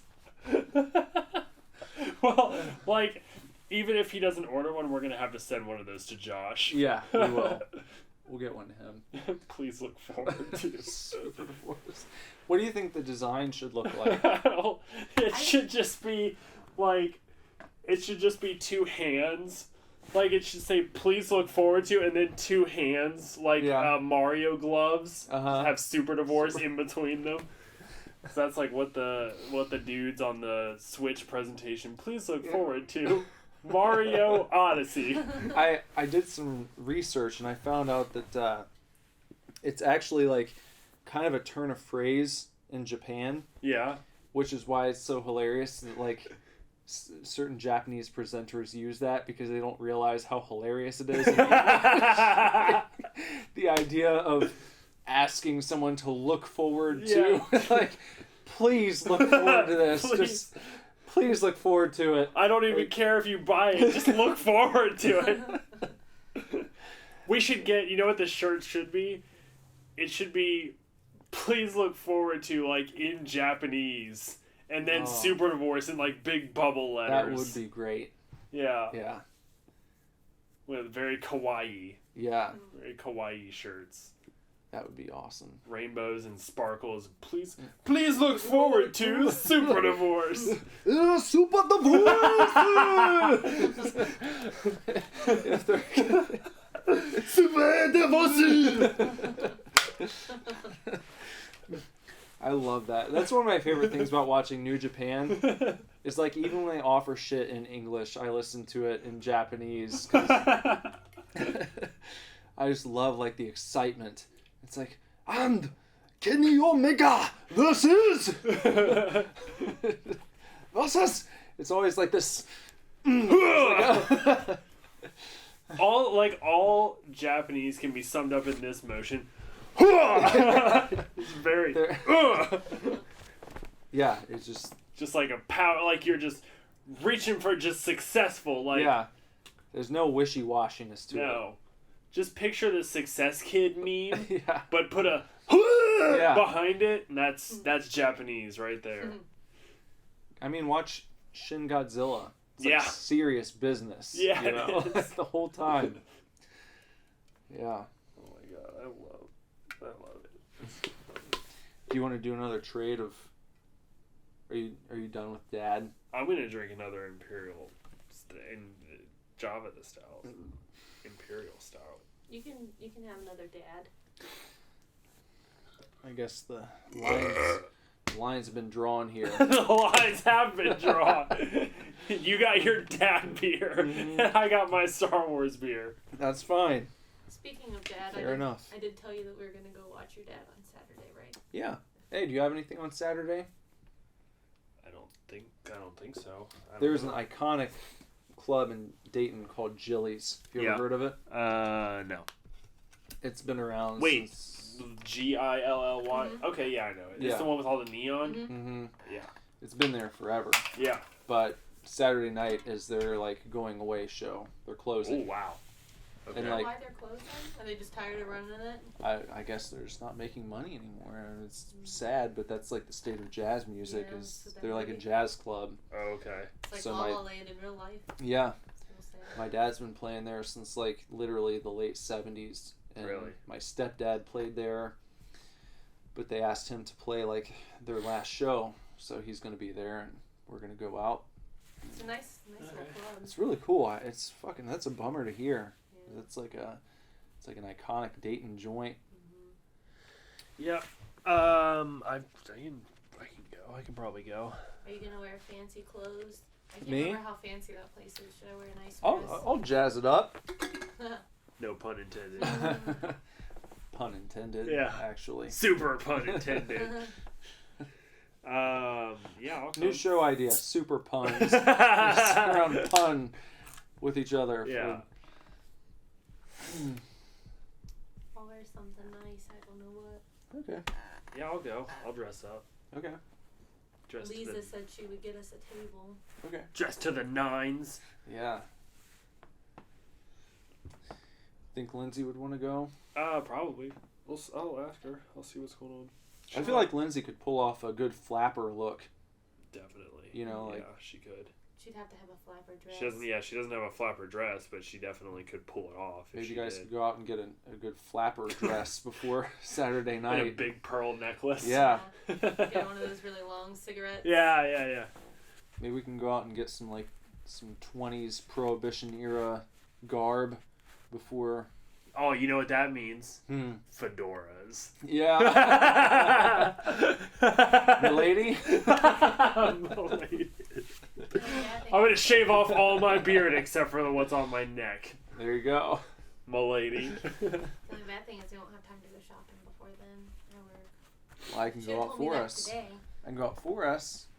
I don't know. I'm pretty picky about my clothes. I don't know if I'd trust you to get something that would fit. I could do it. I could do it. I'll look on YouTube. No, I know what they wear. You just need, but they don't make those kinds of clothes. You'd have to buy. I bet you could find something. You could probably find something like Forever 21, Charlotte Russe, right? H&M. Maybe. You can find one of those on, places. You can find them on Amazon. No, we don't have time for that. I know. I'm telling you that. I'm gonna have to go to the mall. We can get fedoras at Target. Do they sell fedoras at Target? Striped fedoras, like really shitty ones, but yeah. I don't want to go like a 20s person. Why not? I don't know. It's It'd be too so much cool. We glitter. gotta jazz it up. Yeah, we gotta jazz it up. It's too much glitter. It's literally the last night they're gonna be in business. Involved. But we're gonna be We'll the go. only people dressed like We'll we're have from the 20s. highballs and what else? Old fashions. And we'll do Coke. It'll be We'll great. Did they do Coke in the 20s? I don't know. I don't know. I don't know. We'll all just drink bourbon and scotch and Yeah. You need things with lots of fringe. Yeah. Lots of fringe and sequins. A lot of black. Mm-hmm. Yeah. A lot of danglies. yeah. I have to use the restroom. Don't lose our listeners. It's what should I talk about? Whatever you want. I was just gonna say it's too bad that Cara Delevingne is into ladies. I don't know who that is. Did you see Suicide Squad? No. She Nick told me not to. It's terrible.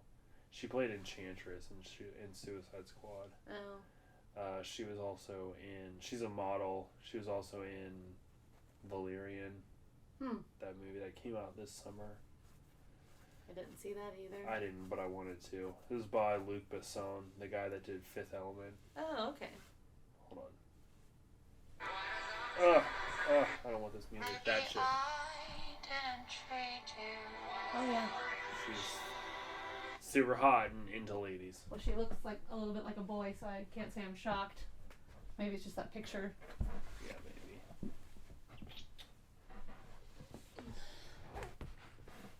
She has kind of a boyish thing going on there. Yeah, a little bit, but still. Doesn't matter.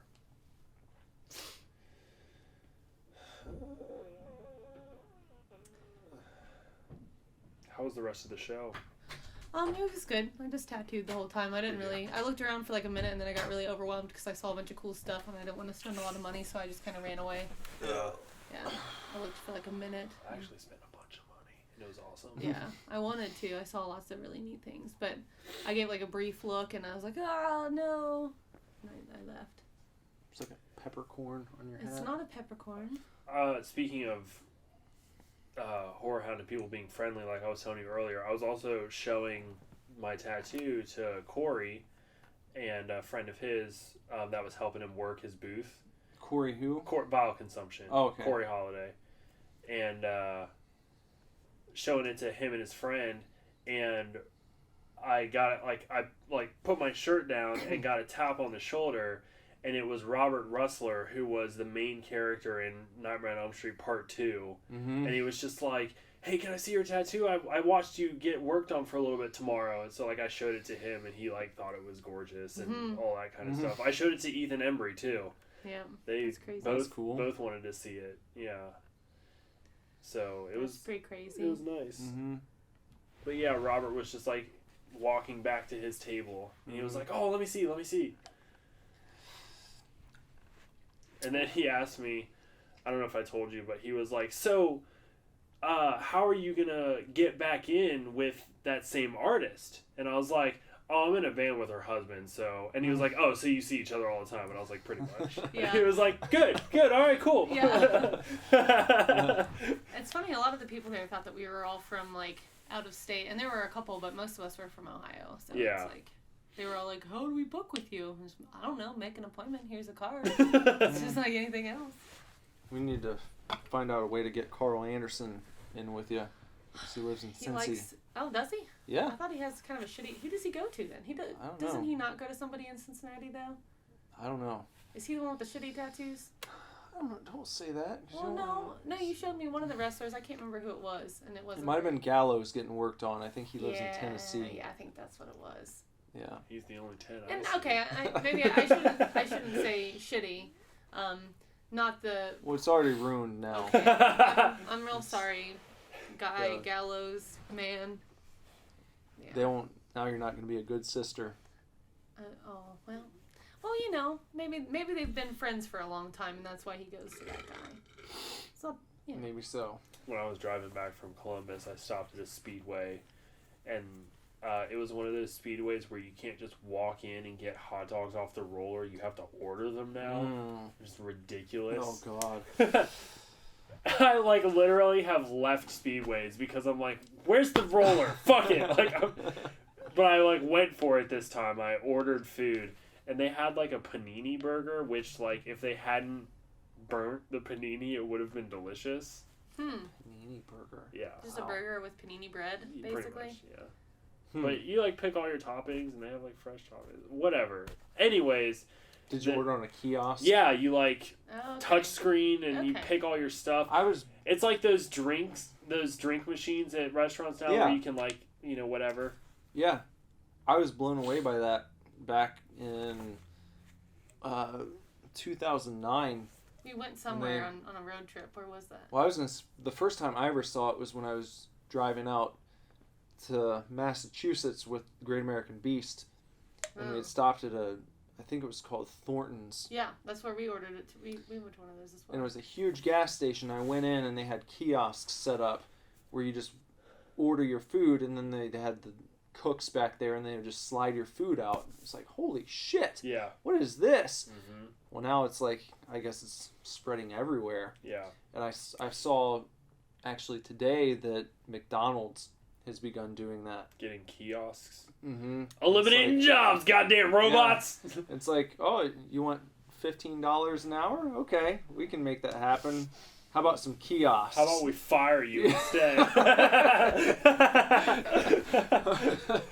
we'll gladly, they'll gladly raise the minimum wage to $15 an hour. It's just they'll reduce half their staff by replacing We'll pay you $15 an hour to work on these kiosks when they break down. Go to college. Mm-hmm. Yeah.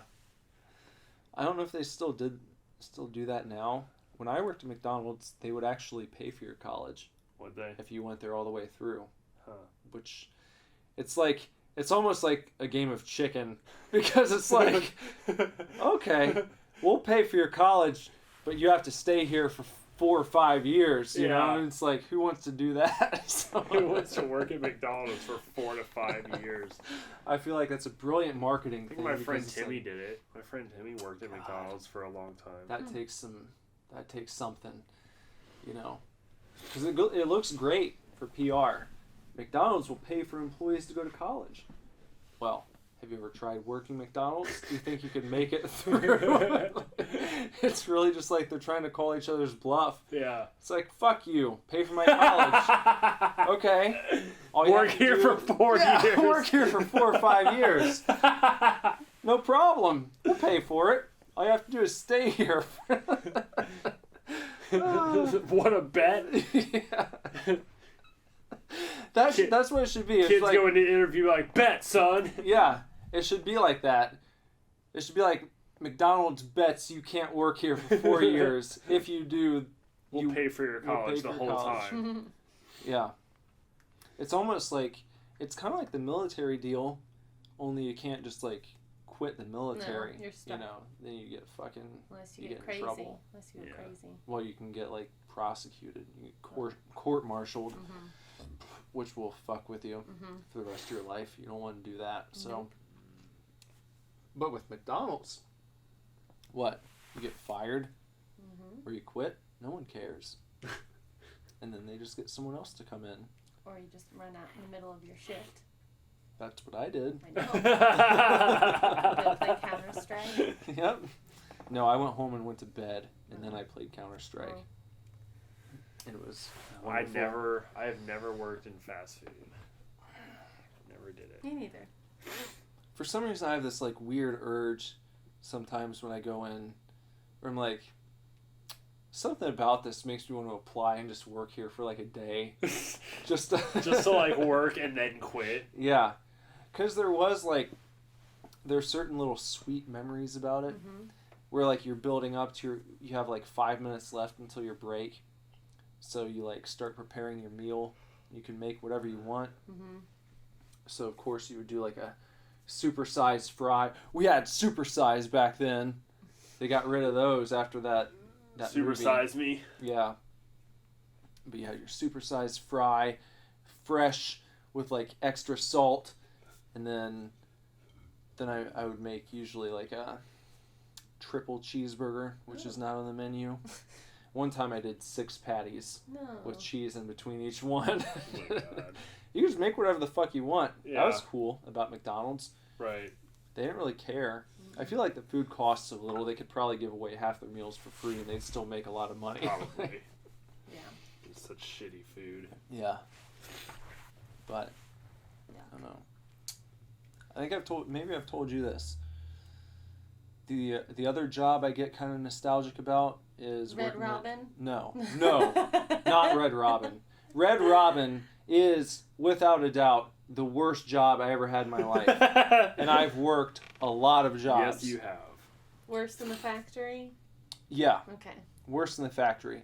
Because at the factory, it was constant, but it was one of those things where it's like, I always operate better. I'm kind of, I got that lone wolf introvert thing going, naturally.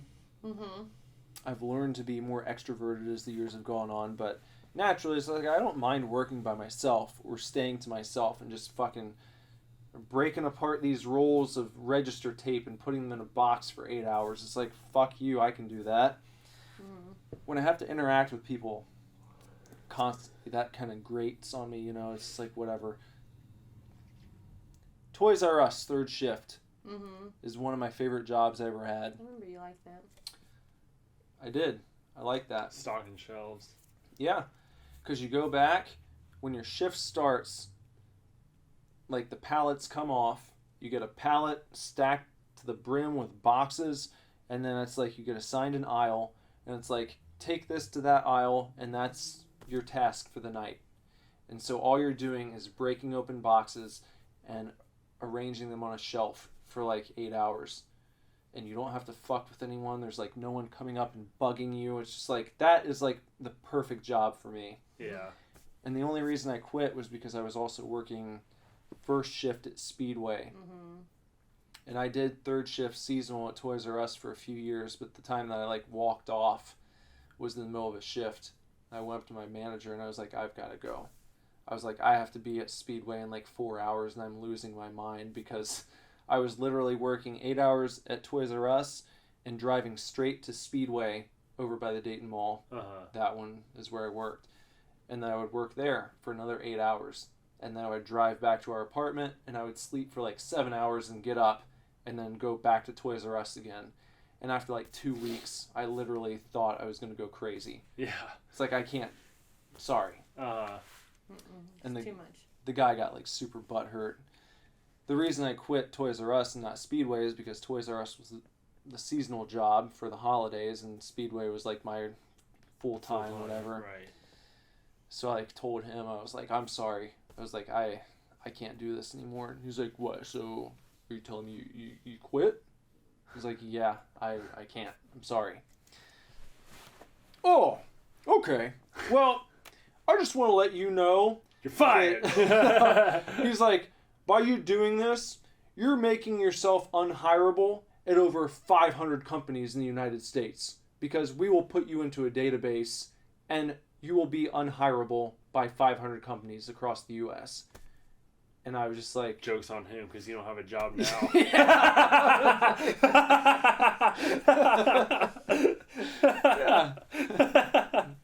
See? I hired you. You hired me. Mm-hmm. I worked with you. Yeah, you did a great job. You worked at GameStop. I did. I feel like Toys R Us... If Toys R Us is going to put your name in a pool of 500 companies that won't hire you if you walk off a shift, GameStop is probably one of them. I would imagine. And you worked there. Yeah. You were a manager there. Not only did I work, I was a manager. And then I also literally was a manager of buybacks. Yeah. Like twice. Yeah. To the point where like I was being recruited by other companies. Well, buybacks and GameStop kind of had this like back and forth love triangle with me. It's like shit would get really bad at one company, and then they'd call me up and be like, "Hey man, can you come back? What are you gonna pay me?" Well, they do better than their competitor, and then I would go back there, and then the other one would call me like 6 months later, and I'd flop back over there. And hey it's man, that's what I did. Yeah, I mean that's my the way job it is. was like my job called me, and they were like, "Hey man, everything is shit here. Can you come back?" And I was like, "How much are you gonna pay me?" And they were like, "Salary, bro." And I was like, "All right, here we go." That's what happens. So that's playing the game. What do I need to do to get you to come back and manage the shop, huh? I don't know. Get rid of Corey first. Oh. I mean, step one, take out the current manager. Yeah, Step two, hire another manager. And then hire the one that you don't actually have to pay. Can you guys have like a fight to the death? Mm. No, don't really. As long as I can sit there and work on band stuff all day. Oh yeah, you could. And then also keep Lazarus behind me. I'd have to keep Lazarus there too. Yeah, that's true. It's a bit of a pickle. It is. He's a little high strung. He doesn't know how to stand still. That worked when he was like 3 months old. Right. Yeah. When he would just sit in a crib and like look at look at light, look at the world. Yeah. You know, though, maybe next year you could come in because he's going to be full day school starting in the fall. So you could come in, 9 in the morning. I'm just kidding. No, you can come in like noon. Nobody noon would 4. come in at 9. Like, come in at 9 and be there for 3 hours by yourself. Before anyone else. Doing literally nothing. The quiet time to get the emails done. No, I do like quiet time at work. I know you do. I do like my quiet time. Yeah. People stress me out. Maybe we'll go back to this, We'll go back to that at some point. We'll see how that goes. Work on band stuff, Do you like your quiet time at work? I'm pretty like focused at work. I mean, I've got people to manage. So. Well, you said tomorrow is an office day, right? Yeah. So what are you gonna do on your office day? Well, but I mean, office day means that like both of my cooks are there, but I am gonna be like, I'm not gonna sit in my office all fucking day. I'm gonna be in the kitchen, like either Gordon Ramsaying, prepping food for Saturday, like trying to get ahead. Are you a Gordon Ramsay in the kitchen? No. You ever think about it? You ever tempted to be? Have you ever fucked anyone up, given them like a stern point? Today I have to, I did tell a guy today, one of my servers today, we had about 15 minutes left, and the 2 servers had finished everything in the dining room, and they were helping out with dishes, and I had walked an old lady to her room, which took like 30 minutes. So I came back in the kitchen, and the 2 servers were helping the dishwasher unprompted, so like that was good. And I came back, and this one, my one guy was like, "Oh, we're all done out there," and I was like, "Okay, that's good." I was like, "Why don't you clean these carts off? Why don't you wipe the carts off?" And then, I went and sat in my office, and he, literally walked in, right behind me and was like, "Okay, I wiped the carts off."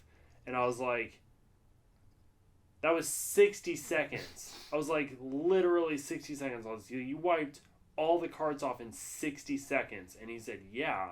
And I just went and I looked at him and I said, "Absolutely not." I was like, "What are you even talking about?" I was like, "When I say wipe the carts off, I mean wipe off all 3. There's 3 levels to the carts." Yeah. I was like, all 3 levels. I was like, tilt them over, put them on the ground, wipe it off. I was like,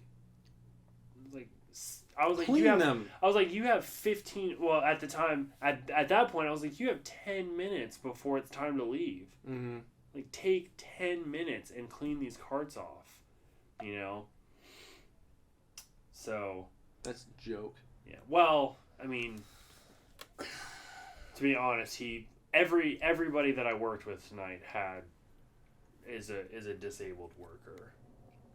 Okay. All 3 of them. Well. Both in what capacity? Mental or physical? Mental. They all have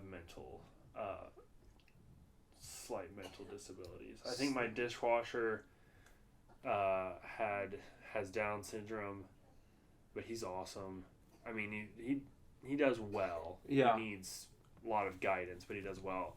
And then the 2 servers, I don't know what they have, what their diagnosis is, but all 3 of my employees tonight, they all have, they're called an MRDD. So they all have disabilities, but they're very good workers. They're great. They're excellent. I mean, every dishwasher I have is MRDD, and they're just wonderful. But it just requires, especially my two that are servers started as dishwashers, and when I left, Jim saw fit to make them servers, which they do well, but they can't be my only servers. You know what I mean? Yeah. There needs to be just one other person that can step up and Did you have at least one other one? Not tonight, no. No. They did well. They do well. Yeah. But I just need one person to kind of oversee. Mm-hmm. So when I ask them, "Hey, you need to do this," and then they go, "Okay, I did it," but they didn't really do it. Yeah. You need someone who you could at least pull aside and be like, "Hey, here, keep an eye on. Make sure they do this. Make sure this happens." Yeah. Exactly. Because they're great. They're great workers. They just need guidance. They just need, for lack of a better term, they just need to be babysitted a little bit while working, and that's fine. But I don't have anybody else to do it right now except for me. Well, that's just the harsh reality of it. Yeah. Their mental capacity is not that of the average person, so but they're still able to function. Very just well. Need a little bit extra oversight, as you said. They just need some oversight. So I feel like it would be on the company to make sure that someone else is there to kind of guide them, right? In case, in their mind, they think that they have done the job to completion and they haven't yet. So it's like, well, not yet. You just need to do this first, And yeah. So I don't know if that's necessarily your job to do. Well, it was tonight because I was the one there, Yeah. When I get more servers, I will not be scheduling both of my MRDD servers at the same time. Yeah. I will have one of them with someone else. I always questioned this, in middle school, in 8th grade, they started doing this thing called the snack cart.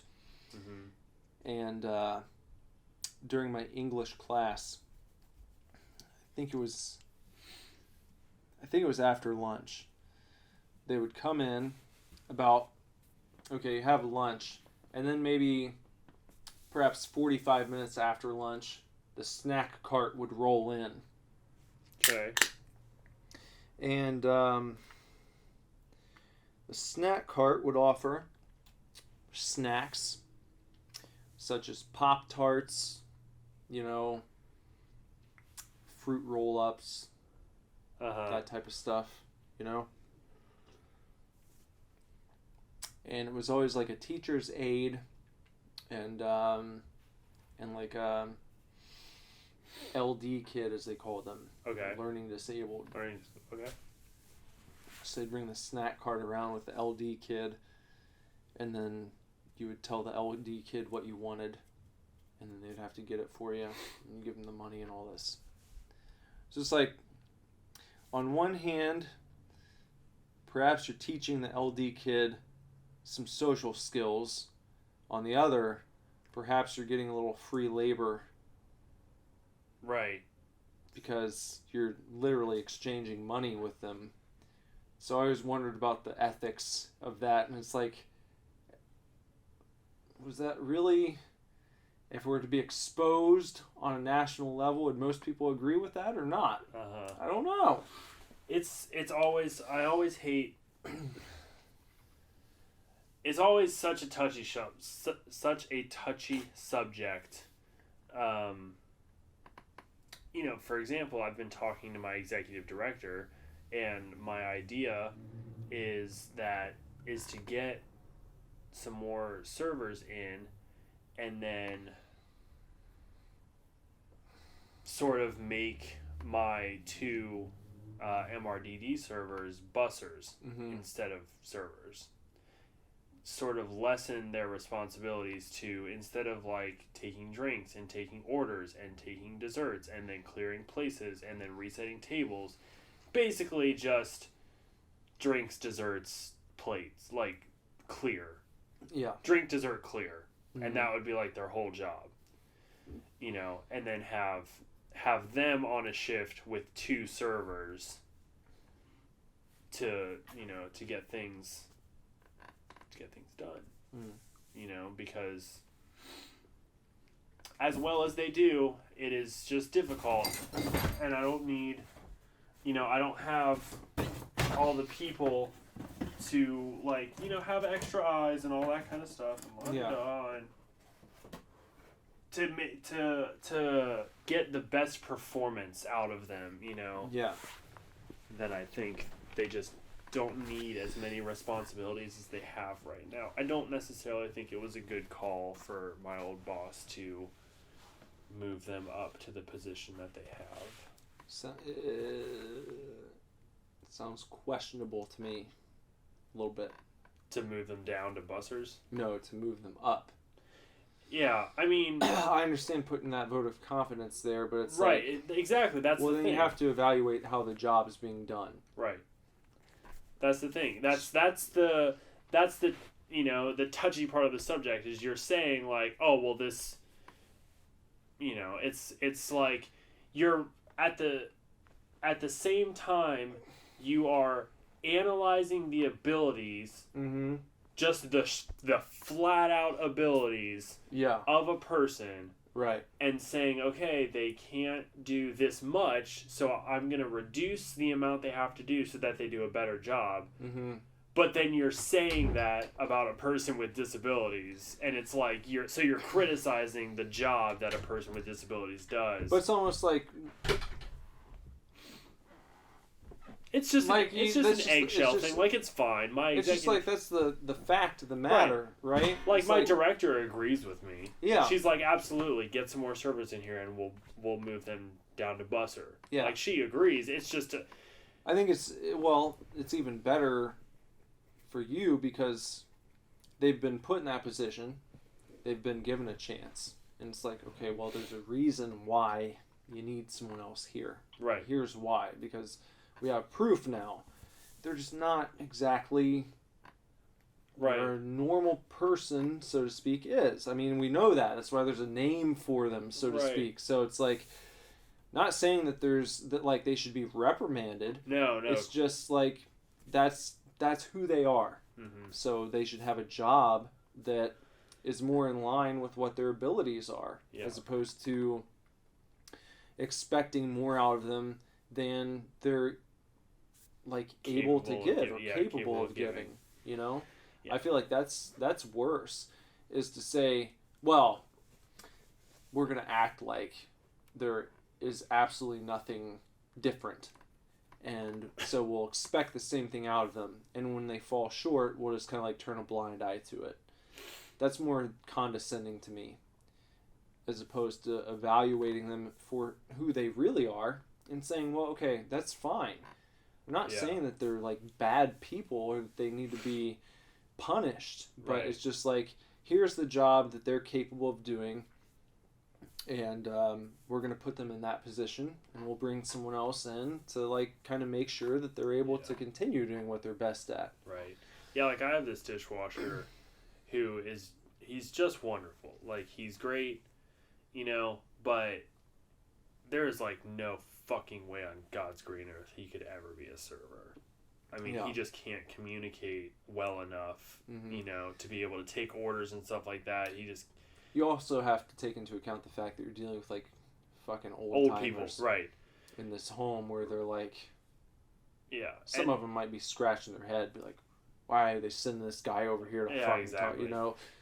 And that's exactly where like the evaluation comes in, is like, you know, this one particular guy is just, he's great on dishes because he just stands back there and he just like, you know, nose to the grind, and he just like does what he's supposed to do, and that's it.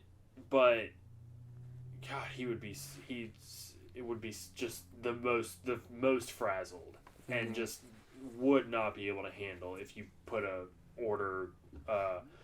guest check book in his hand and we're like, go take orders. Like, he would fucking lose it.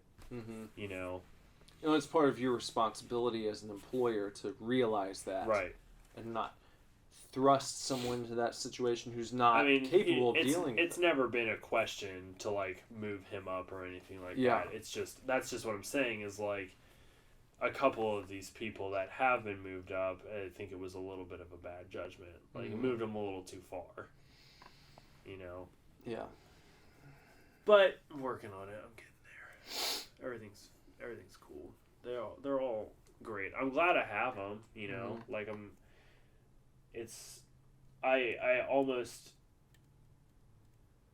there is like a little bit of like pride having, you know, a team that operates well and is made up of, you know, partially, right now half of my team is, you know, mentally disabled, but they do great, you know.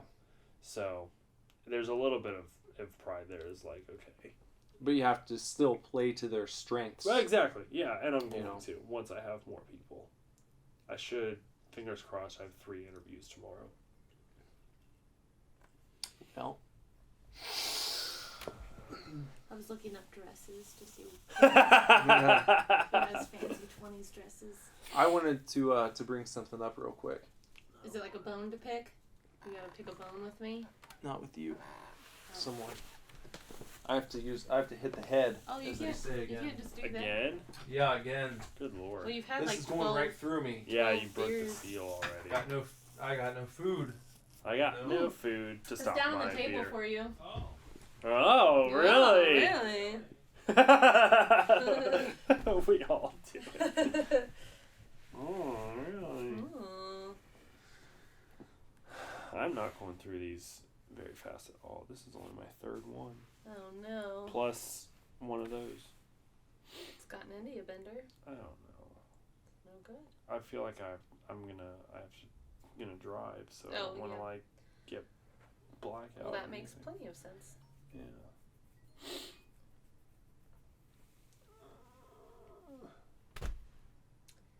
Did you enjoy the Horror Hound event? Yeah, it was fun. I was telling Nick earlier on the cast, it was everybody was very friendly.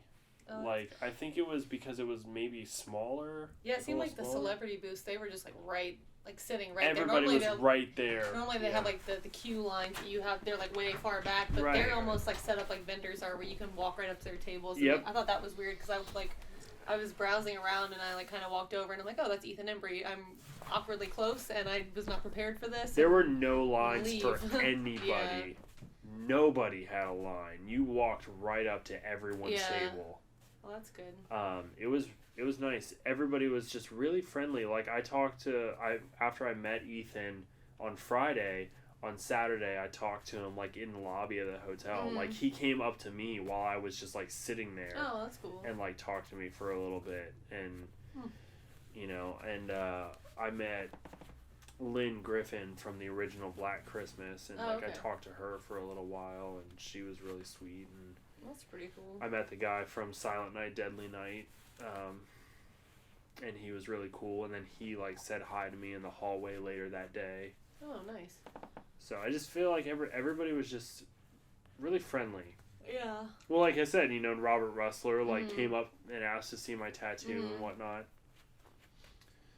Yeah, we had a few of the celebrities that were coming in the tattoo room just kind of checking things out. You know, they didn't really say much, but they kind of waltzed in to see what was going on. Yeah. But it was cool. And I got a lot of cool stuff. I bought a bunch of movies, and I got an original Poltergeist 2 movie poster. Oh, nice. And this big, like, custom, like, handmade Freddy figure. Oh, okay. From this guy. That's pretty cool, though. Yeah, I'll show you a picture. That was my big, like, splurge purchase. It was like $80 because it was handmade. That's pretty neat. But it's dope. It's so cool. It's like 12 inches, so it's a big figure. Oh, that's cool. Yeah. That's really neat. It's like cut, like hand painted and everything, all handmade. Huh. What you got there? I'm reading. I just started reading this book. Which book is it? It's called The Last Lion. Oh. Is this what you were going to say before you went pee? No, I just thought of this. Are you going to forget the thing that you were going to say before? No, I've got that. Okay. Are you sure you usually forget? No, I've got it. All right. This is a book about Winston Churchill. Okay. Prime Minister of Great Britain during World War II. Okay. Well, he was... we like to talk about puns. We do. Now and then. Probably more than a little too much sometimes. Well... Some would argue. So... This was after World War II, but he was commenting on the fact that, well, the Labour Party was in power in Great Britain, and their industries became socialized. Oh. That's like a lion's growl. Yeah.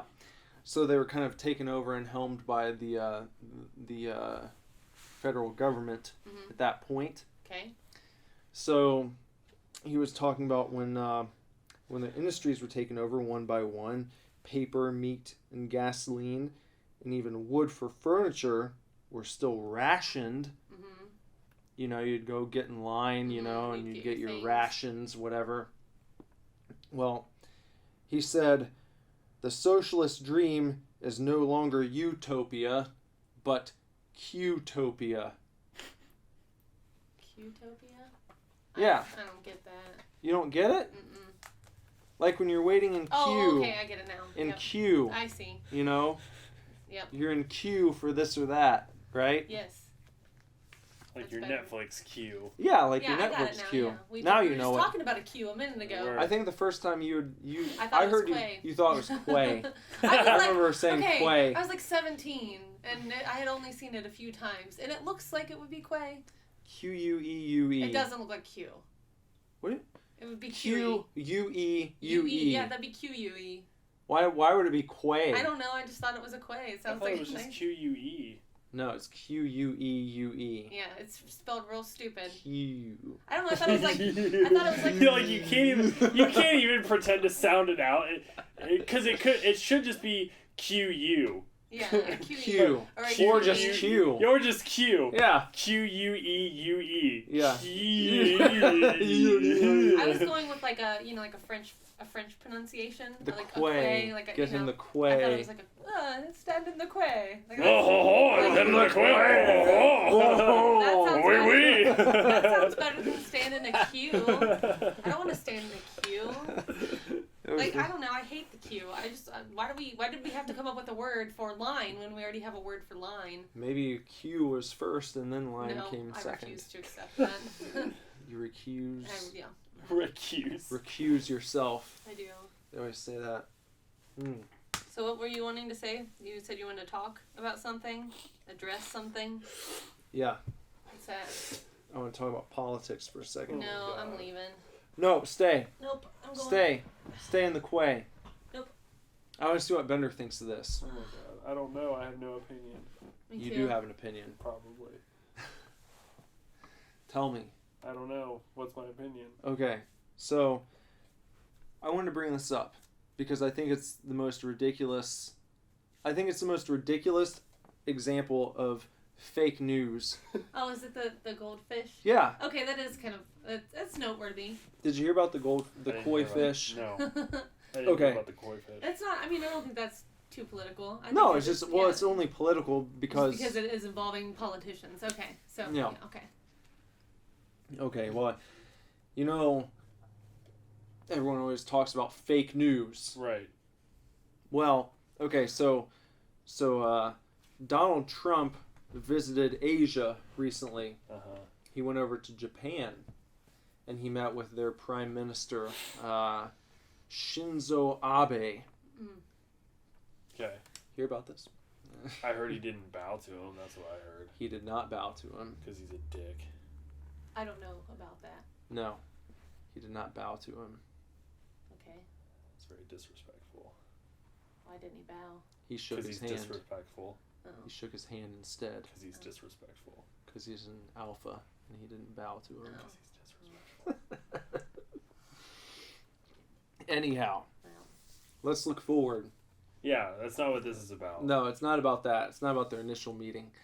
So they went to this a koi pond where it's customary that when heads of state will come in, well, they meet with the Prime Minister of Japan, and then they'll visit this koi pond. And the Prime Minister and then the dignitary, if you'll call him that, they're both given a box of fish, or not a box of fish, a box of fish food. Fish feed, fish food, whatever you want to say. Fish fed. With like a little kind of like a scoopule spoon, like an ornate scoopule spoon, and then you would scoop into the box and then throw the food out to the koi fish. So I think you made up a word. Scoopule. So they go out to this little pond and they're overlooking it, much like at King's Island, with the wooden fence, and then you'll throw your food out to the fish. Well, they were both doing that, and they both had their little box, and Trump took his and did his little scoops out, and the Prime Minister of Japan was doing the same thing. And this goes on for about a minute or so. And then after about a minute, the Prime Minister of Japan takes the rest of the food in his box, and he just kind of tumbles it out and dumps it into the pond. And Trump takes his box and kind of looks at him and chuckles, and he just dumps his out, and then they just kind of like walk off, and it's like, okay, everyone's happy, CNN ran the story that's like, Trump visits koi fish pond and dumps entire box of food. And it's like, they didn't show any of the lead up to it. Right. All they showed was like, dumping. They literally like edited the video. Like, you can look it up when you get home if you don't believe me. It was hilarious, really. But they like show him getting his box, and he like walks over and they literally like zoom in because the Prime Minister of Japan's right next to him, and first he dumps his. Right. After they've been out there like feeding these fish for a minute, and they completely get rid of that part. Right. And they showed Trump like receiving his box of fish food, and then they just show him like a close up where you can only see him, and he just turns and walks out. So it looks like he got this box of fish food and just walked up the box and fuck Japan. So it's like that's your fake news for this week, where it's like when you're going out of your way to make it look like Donald Trump doesn't even know how to like feed fish. Like, okay, something's going on. Like, yeah, no, I agree that there is both super ridiculous media sensationalism. Yeah, I agree that is a thing, but I also think Donald Trump's a douche. That's fine. But that's, I mean, douche. like, I'm not gonna defriend you. No, I know. Over it. I just, you but I also don't think that he makes a lot of decisions. You would think that. It's fine. I sort of think that he's like a buffoon who's just sort of somebody. He's like a puppet. To who? To just somebody else. People behind him. The people that got him the presidency. The people that ran his campaign. I don't know. Somebody. I just don't think. Why are you looking at me like that? Jess always gets nervous when I bring politics up because she thinks everyone's gonna like stop being my friend. I really like this. I mean, like, my opinion is super ridiculous because I don't like follow anything. I just like don't think that he's a very nice person in general. Like, it's got nothing to do with policies that he's enacted or ideas that he's had, like whatever, like none of that. I just don't think he's a nice person. You know what George Washington did? They're not nice people. Well, yeah, but at the Battle of Lexington and Concord, when the fucking British were asleep and he like used that. Is that when he crossed the river or whatever? No, that was when he crossed the Delaware. Yeah. When they were at the Battle of Lexington and Concord, this was like totally outside the lines of like, you know, etiquette, if you will. But he waited until they were asleep and then ordered his fucking dudes to go in there and like fucking slitting guys' throats when they're in bed on Christmas Eve. Oh my god. So shitty. You're gonna talk about a fucking hardcore dude with wooden teeth. I know, I get it. Like, I know, yes, most politicians are bad people. Like, I'm sure Obama wasn't all that cool either. The one thing I like about Trump is he's very upfront about how bad of a person he is. He doesn't try to hide it, so at least we've got you know that. who you're dealing with. Yeah. Not that I'm sticking up for him. I'm just saying, at least you know that he's a shithead from the get-go. I mean, yeah. I just think his like I said, little tiny silly things. In the grand scheme of things, it's very silly. You don't like his Twitter feed? I do not use Twitter. I don't either. Like, I had it. I got Twitter again because like the ban was kind of. Yeah, because you were using it for. You post some stuff from the retirement home. I haven't been on Twitter in months. You should get back on it. No, I hate Twitter. Why do you hate Twitter? It's stupid. I don't like it. I don't like it either. Stupid. It's so.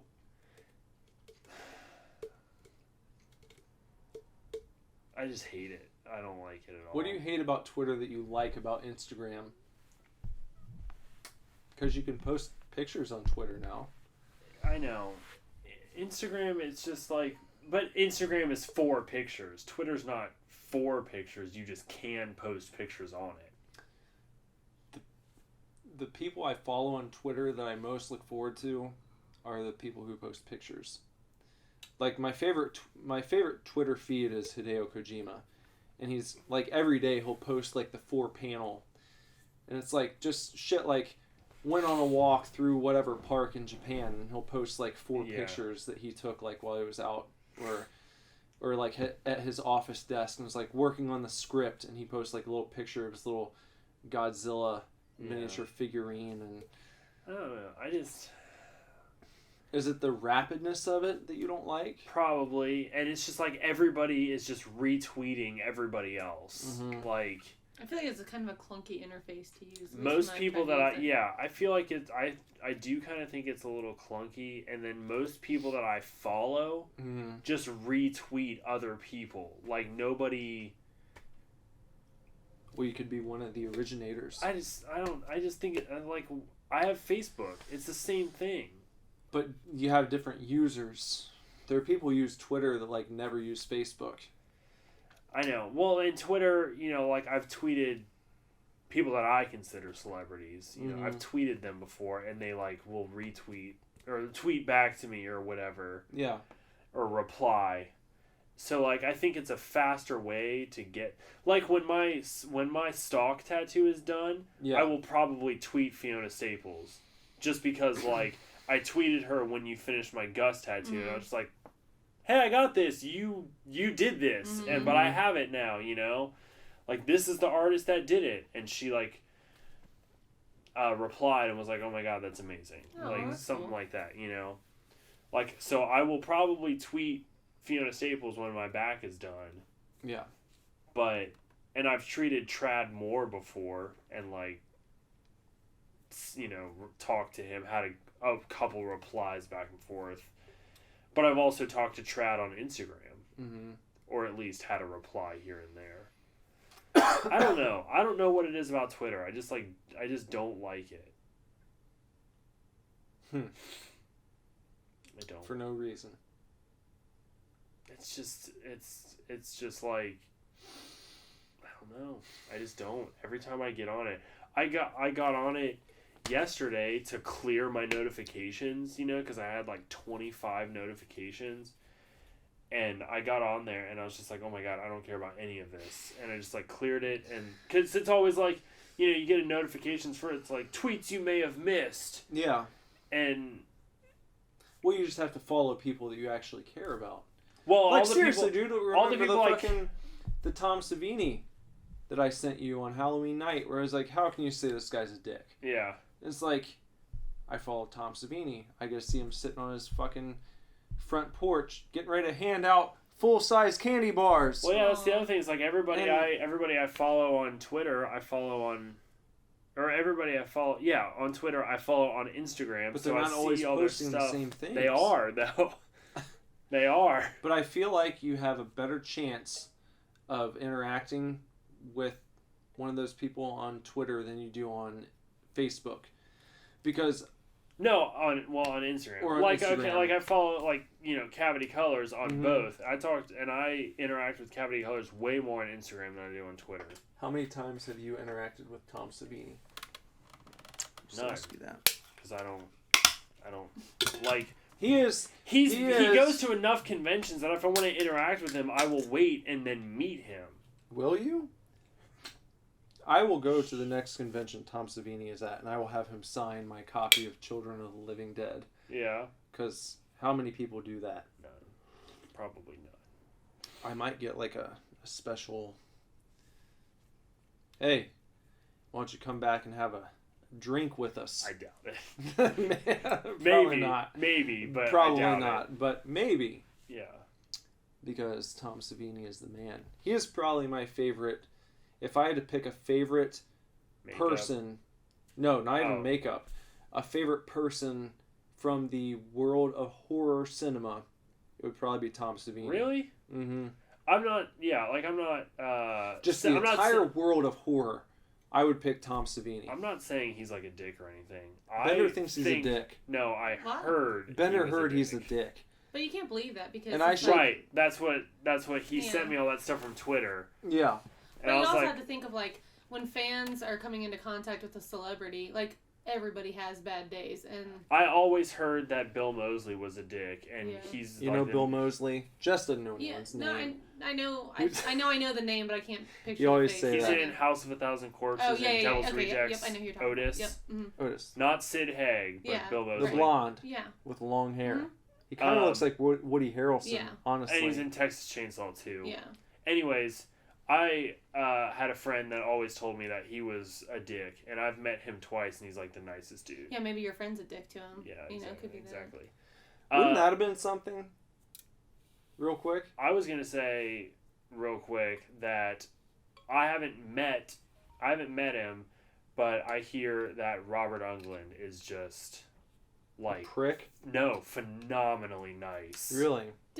Beyond nice. Didn't Kyle meet Savini in a bar one night? He was like sitting there drinking? No, he met Rhodes from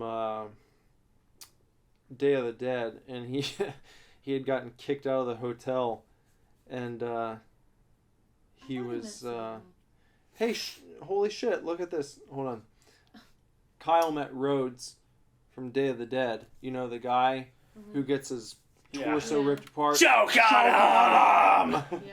And he got thrown out of the bar at their hotel because he was so drunk and belligerent. And they were throwing him out, and he was like, "Don't you know who the fuck I am? I'm fucking Rhodes." Oh my god. No, I do remember. I remember that, but I thought that he'd also met Savini. And he was sitting in a bar drinking with him. No. Look at this. Look. Oh, well, there you go. Look at that, Bender. Tom Savini and Sasha Banks. Well, yeah, he zombified her for her action figure. I know, that's fucking cool. Not many people are doing that, are they? You know?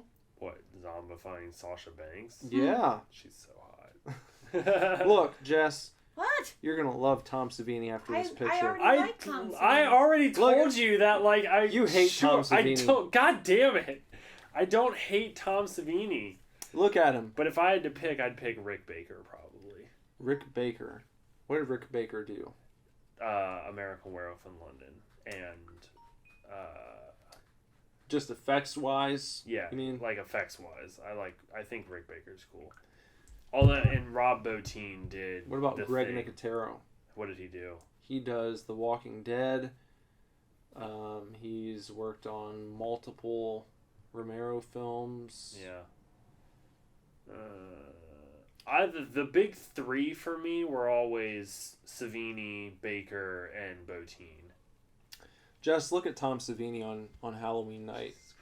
Like imagine your grandma out, and at the same time that Grandma Lander was out passing out candy, here was Tom Savini out at his house. Aww. Look at him. Yeah, he is adorable. And, by the way, this is proof that I don't forget anything. Yeah. I just messaged Kyle, and he did meet Tom Savini over 10 years ago. Oh. Yeah, I told you. What did he say about it? I said, "Didn't you meet Tom Savini once?" And he goes, "Oh, God, yeah, like a decade ago." How did you remember that? I know, I saw that picture. You fucking sent it I know, to me. you can't say that guy's a prick. I didn't! God damn it! Like I said, okay, maybe the guy was a douche, not Savini.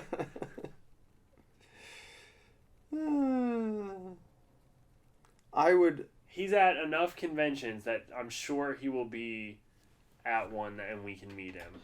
You know what would be awesome? Is if we could go together and have the cover for our next album be me and you with Tom Savini. That'd be so sweet. What would we do? What would we call it? We'd call it To Savini Me. I might be able to. Would it be all like spooky songs? No, it would just be that would just be what it's called. Just To Savini. To Savini Me.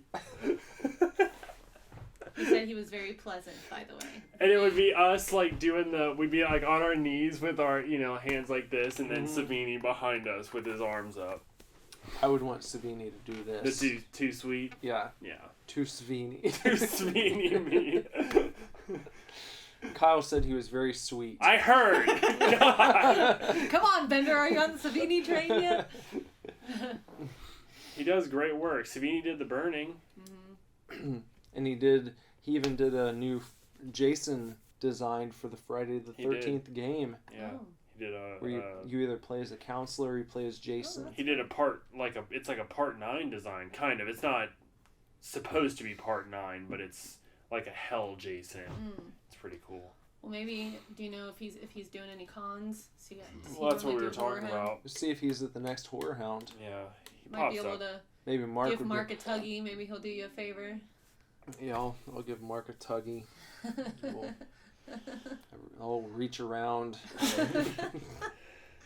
I think, we're so talking about, like, everybody in the horror community, like, if you had to pick a super nice person, I hear that Robert Englund is just, like... Sweetheart. The one, just total sweetheart, just loves to talk to people and share stories and whatever. True story, the one Horror Hound that I was at, that he was also at, I overheard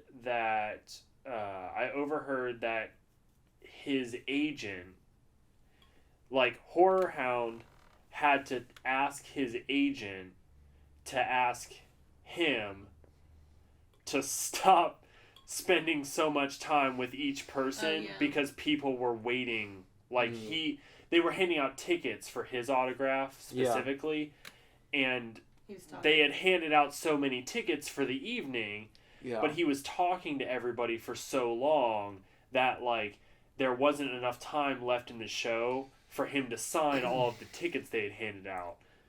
And to which he replied, "I'll just stay as long as it takes to sign everybody's thing." Mm-hmm. Yeah.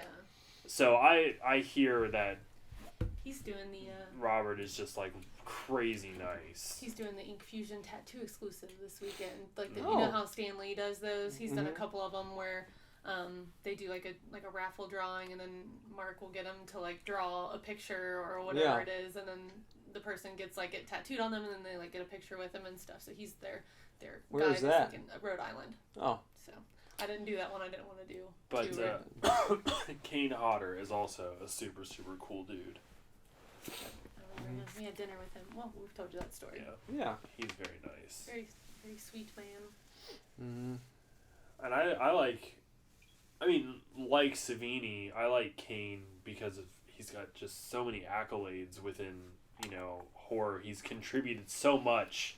Jason X. Well, yeah. Need we say more?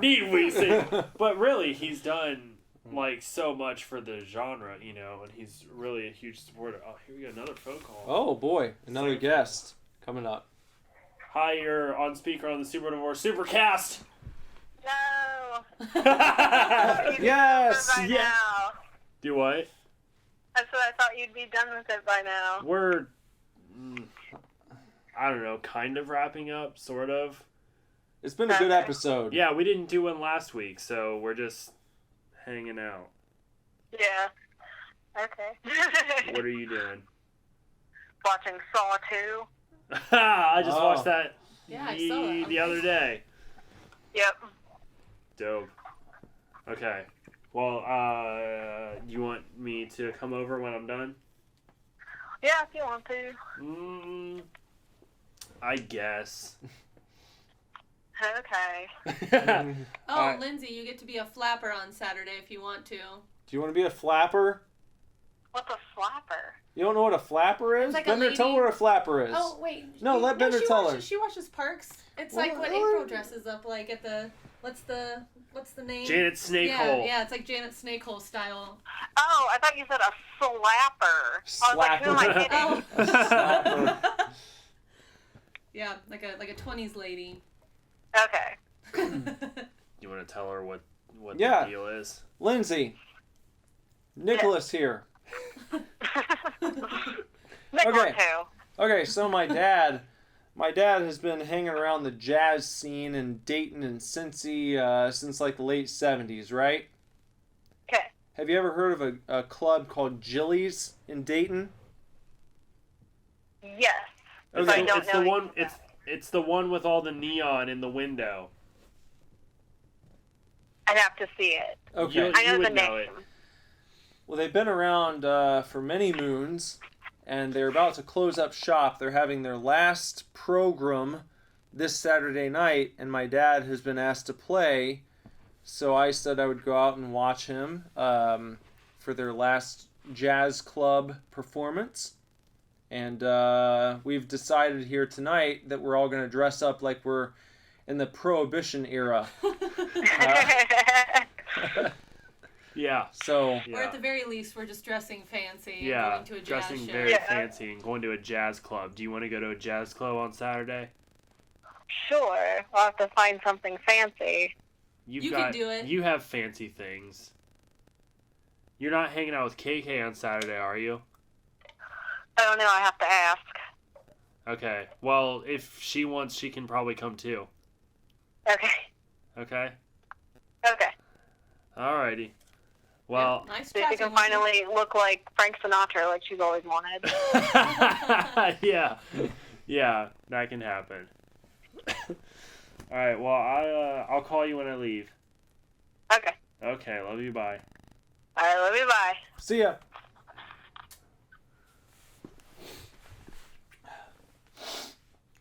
The map of us is still up. I know. The map the of us. us map of us. Us map of us.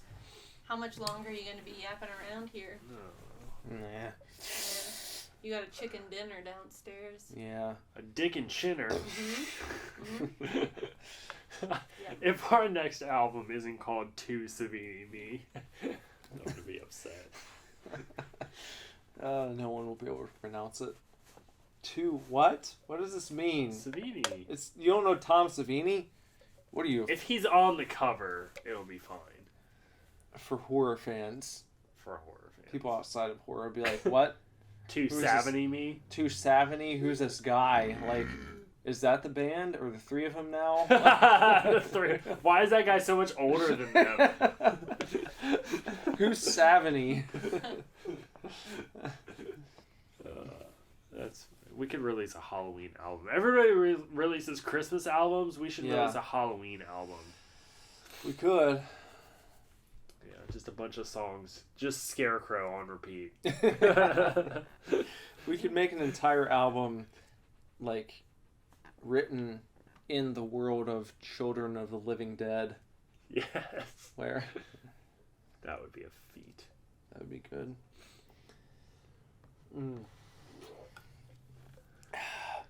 Imagine Tom Savini went out to Josh's for an evening to record lines of dialogue.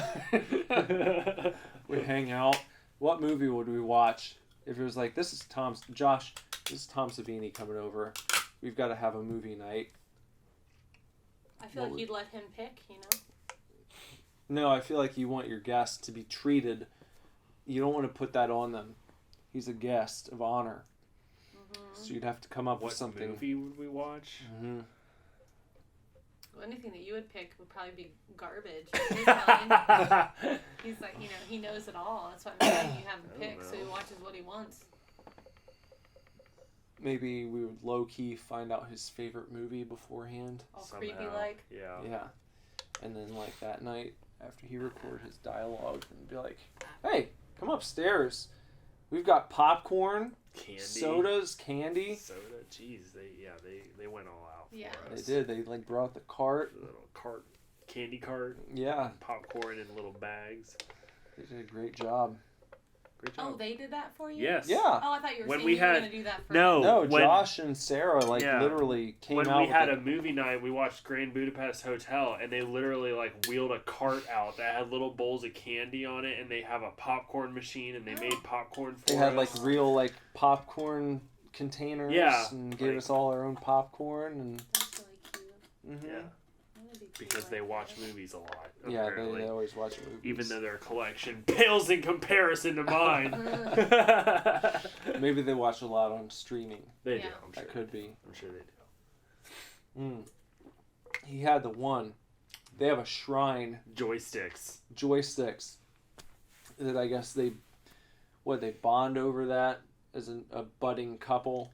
I think so. Because that made me think that we needed something like that for Mallrats.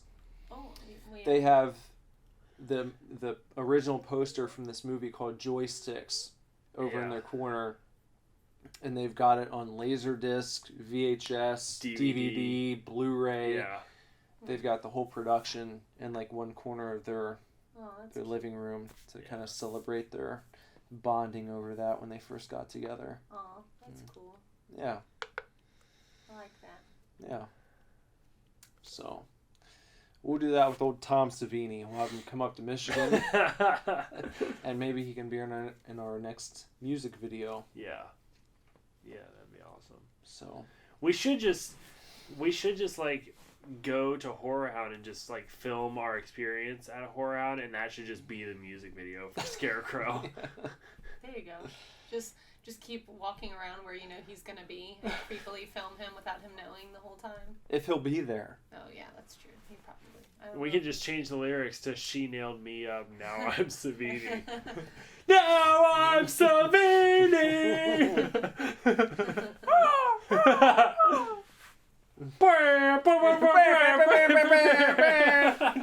You have the horn. Air horn.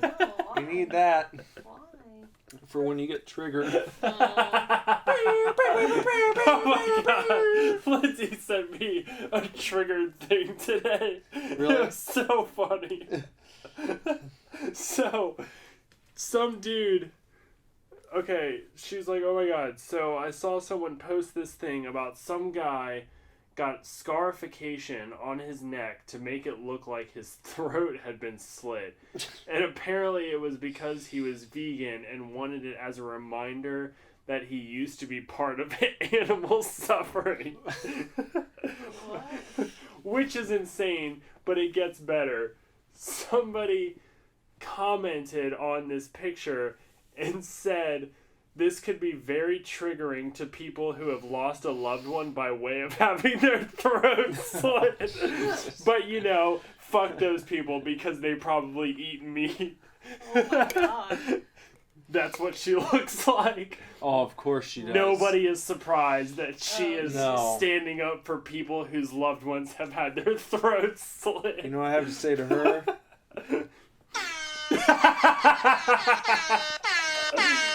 Triggered. So fucking funny.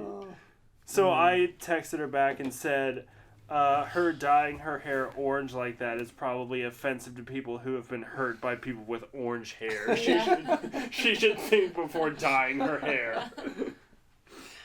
Oh, man. That's just, so funny.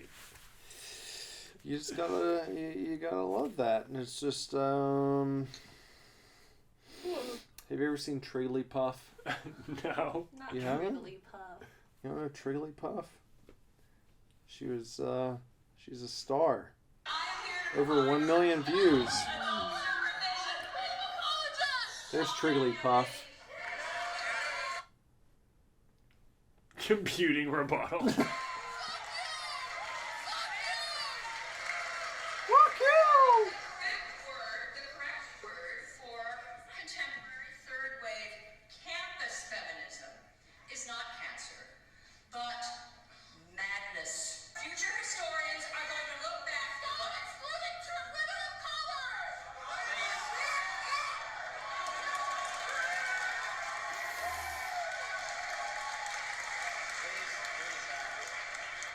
So, Is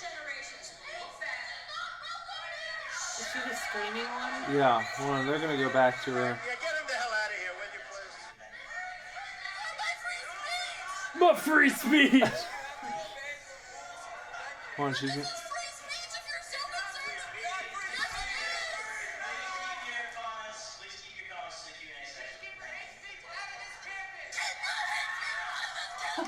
Oh, Lord. Oh, that's the worst. People It's like the, I hate when people don't understand like the correct concept of free speech. yeah. Like you just can't go to jail for the things that you say, but that doesn't mean that you can just say whatever you want all the time. People can still tell you to shut the fuck up. Yeah. If you're like a lecturer in a movie, like they Yeah. can still kick you out for being a disrespectful shithead. Well, it's like the dude from Duck Dynasty. Mm-hmm. You saw it on the right with people bitching about when he got canned because he came out. He was on this show that was on like AMC or whatever, Yeah. and he did an interview and he like said that he did not support gay people or whatever. And they're like, okay, well you're you're off the show. Mm-hmm. You're not on Duck Dynasty anymore. Right. And it's like, whoa, free speech. Well, he was employed by a company, and they didn't like the stance he took, so they fucking canned him. Yeah.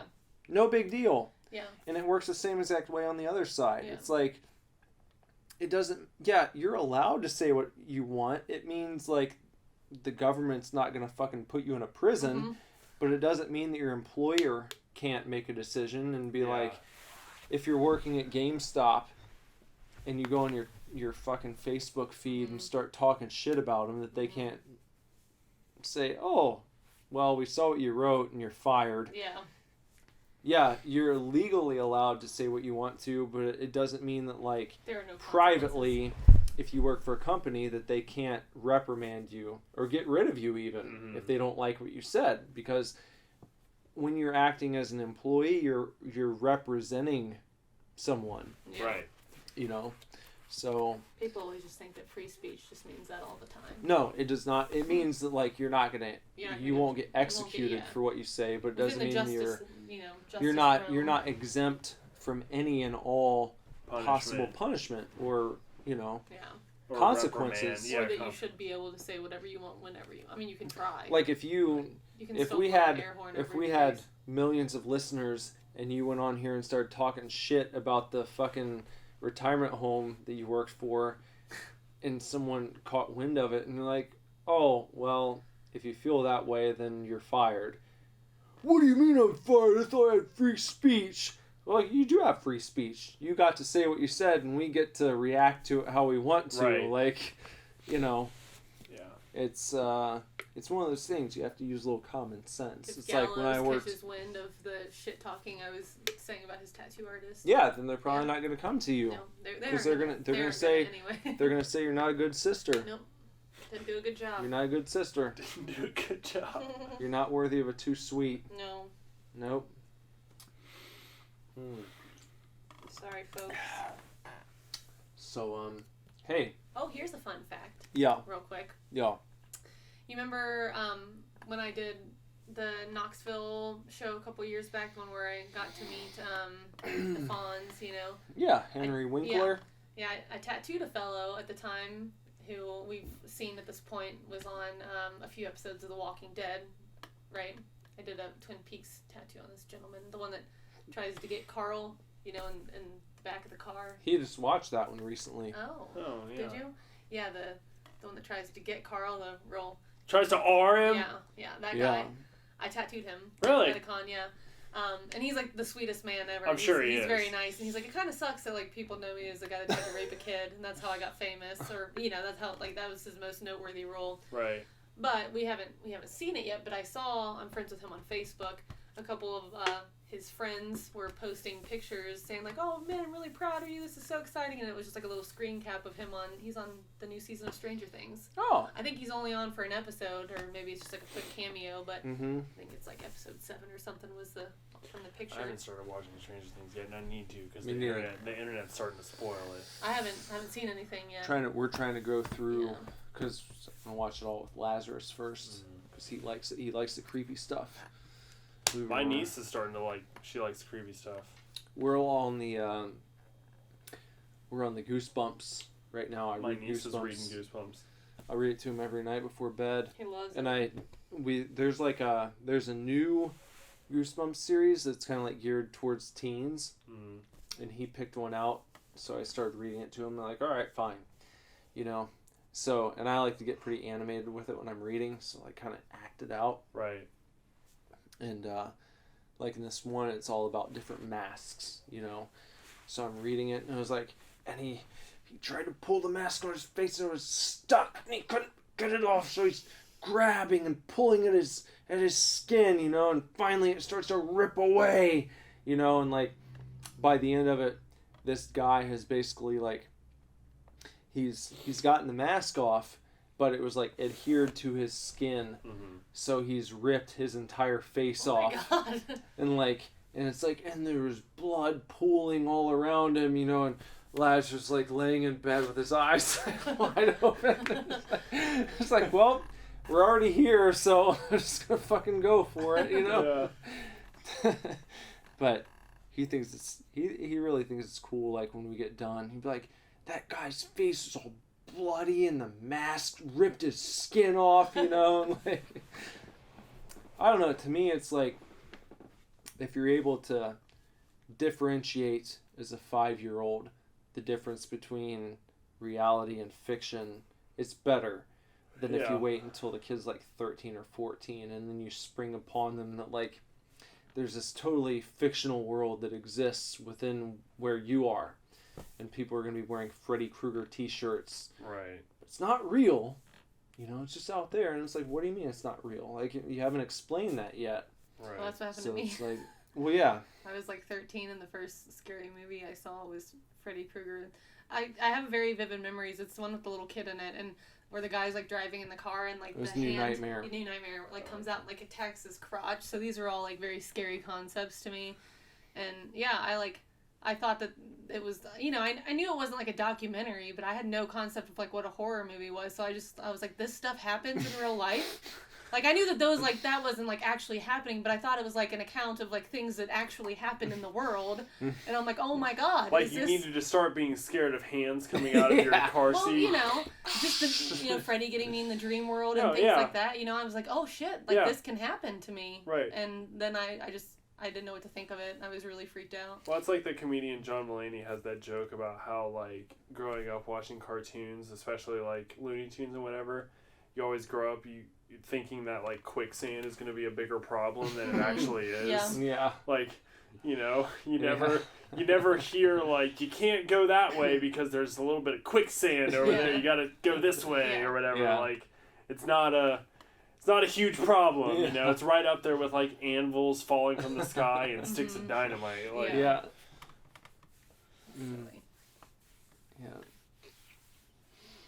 Weird stuff. Mm-hmm. Well, hey, it's been a good cast, huh? Yeah. Yep. I knew it would be because we didn't do one last week. Yeah. So I knew we were just going to like... Which is good. I need to go finish my drawings. Okay, well, I have a surprise for Bender in the outro. Another one? Yeah. Well, I'll get out of your hair. Okay. It was nice being around. Hey, say goodbye to my wife. Bye, Jen. Bye-bye. Thanks for having me. All right, stick around for the outro.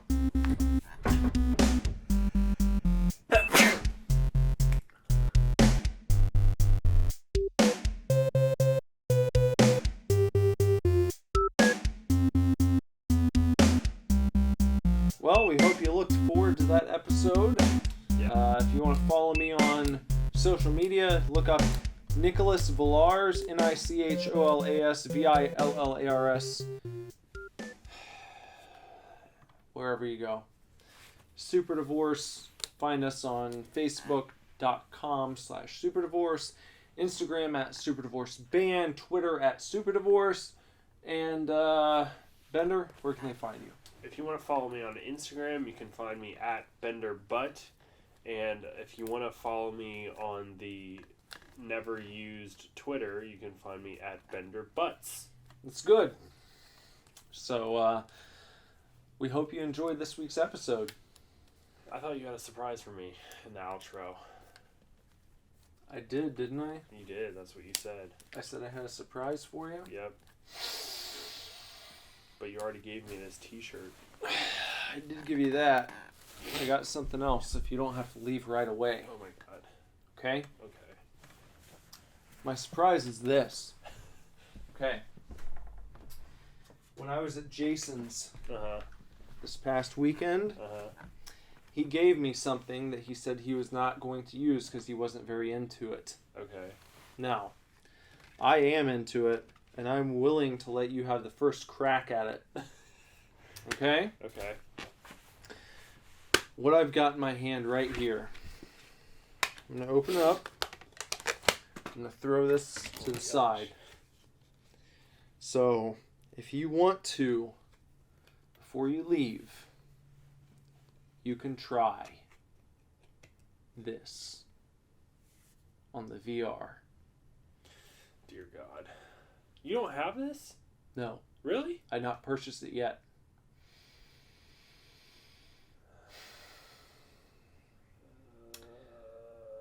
Yeah, I guess so. I'm holding up in my left hand a copy Resident Evil Biohazard on PS4, and I have the VR here. Oh my god. And I am willing to let Bender have the first go at it. Obviously, he's not going to stay forever and finish it, but he can have the first go to see what this is like in VR. Yeah. I mean, I might as well. Alright. We will report back next time. Yeah, here we go. To tell you what it was like.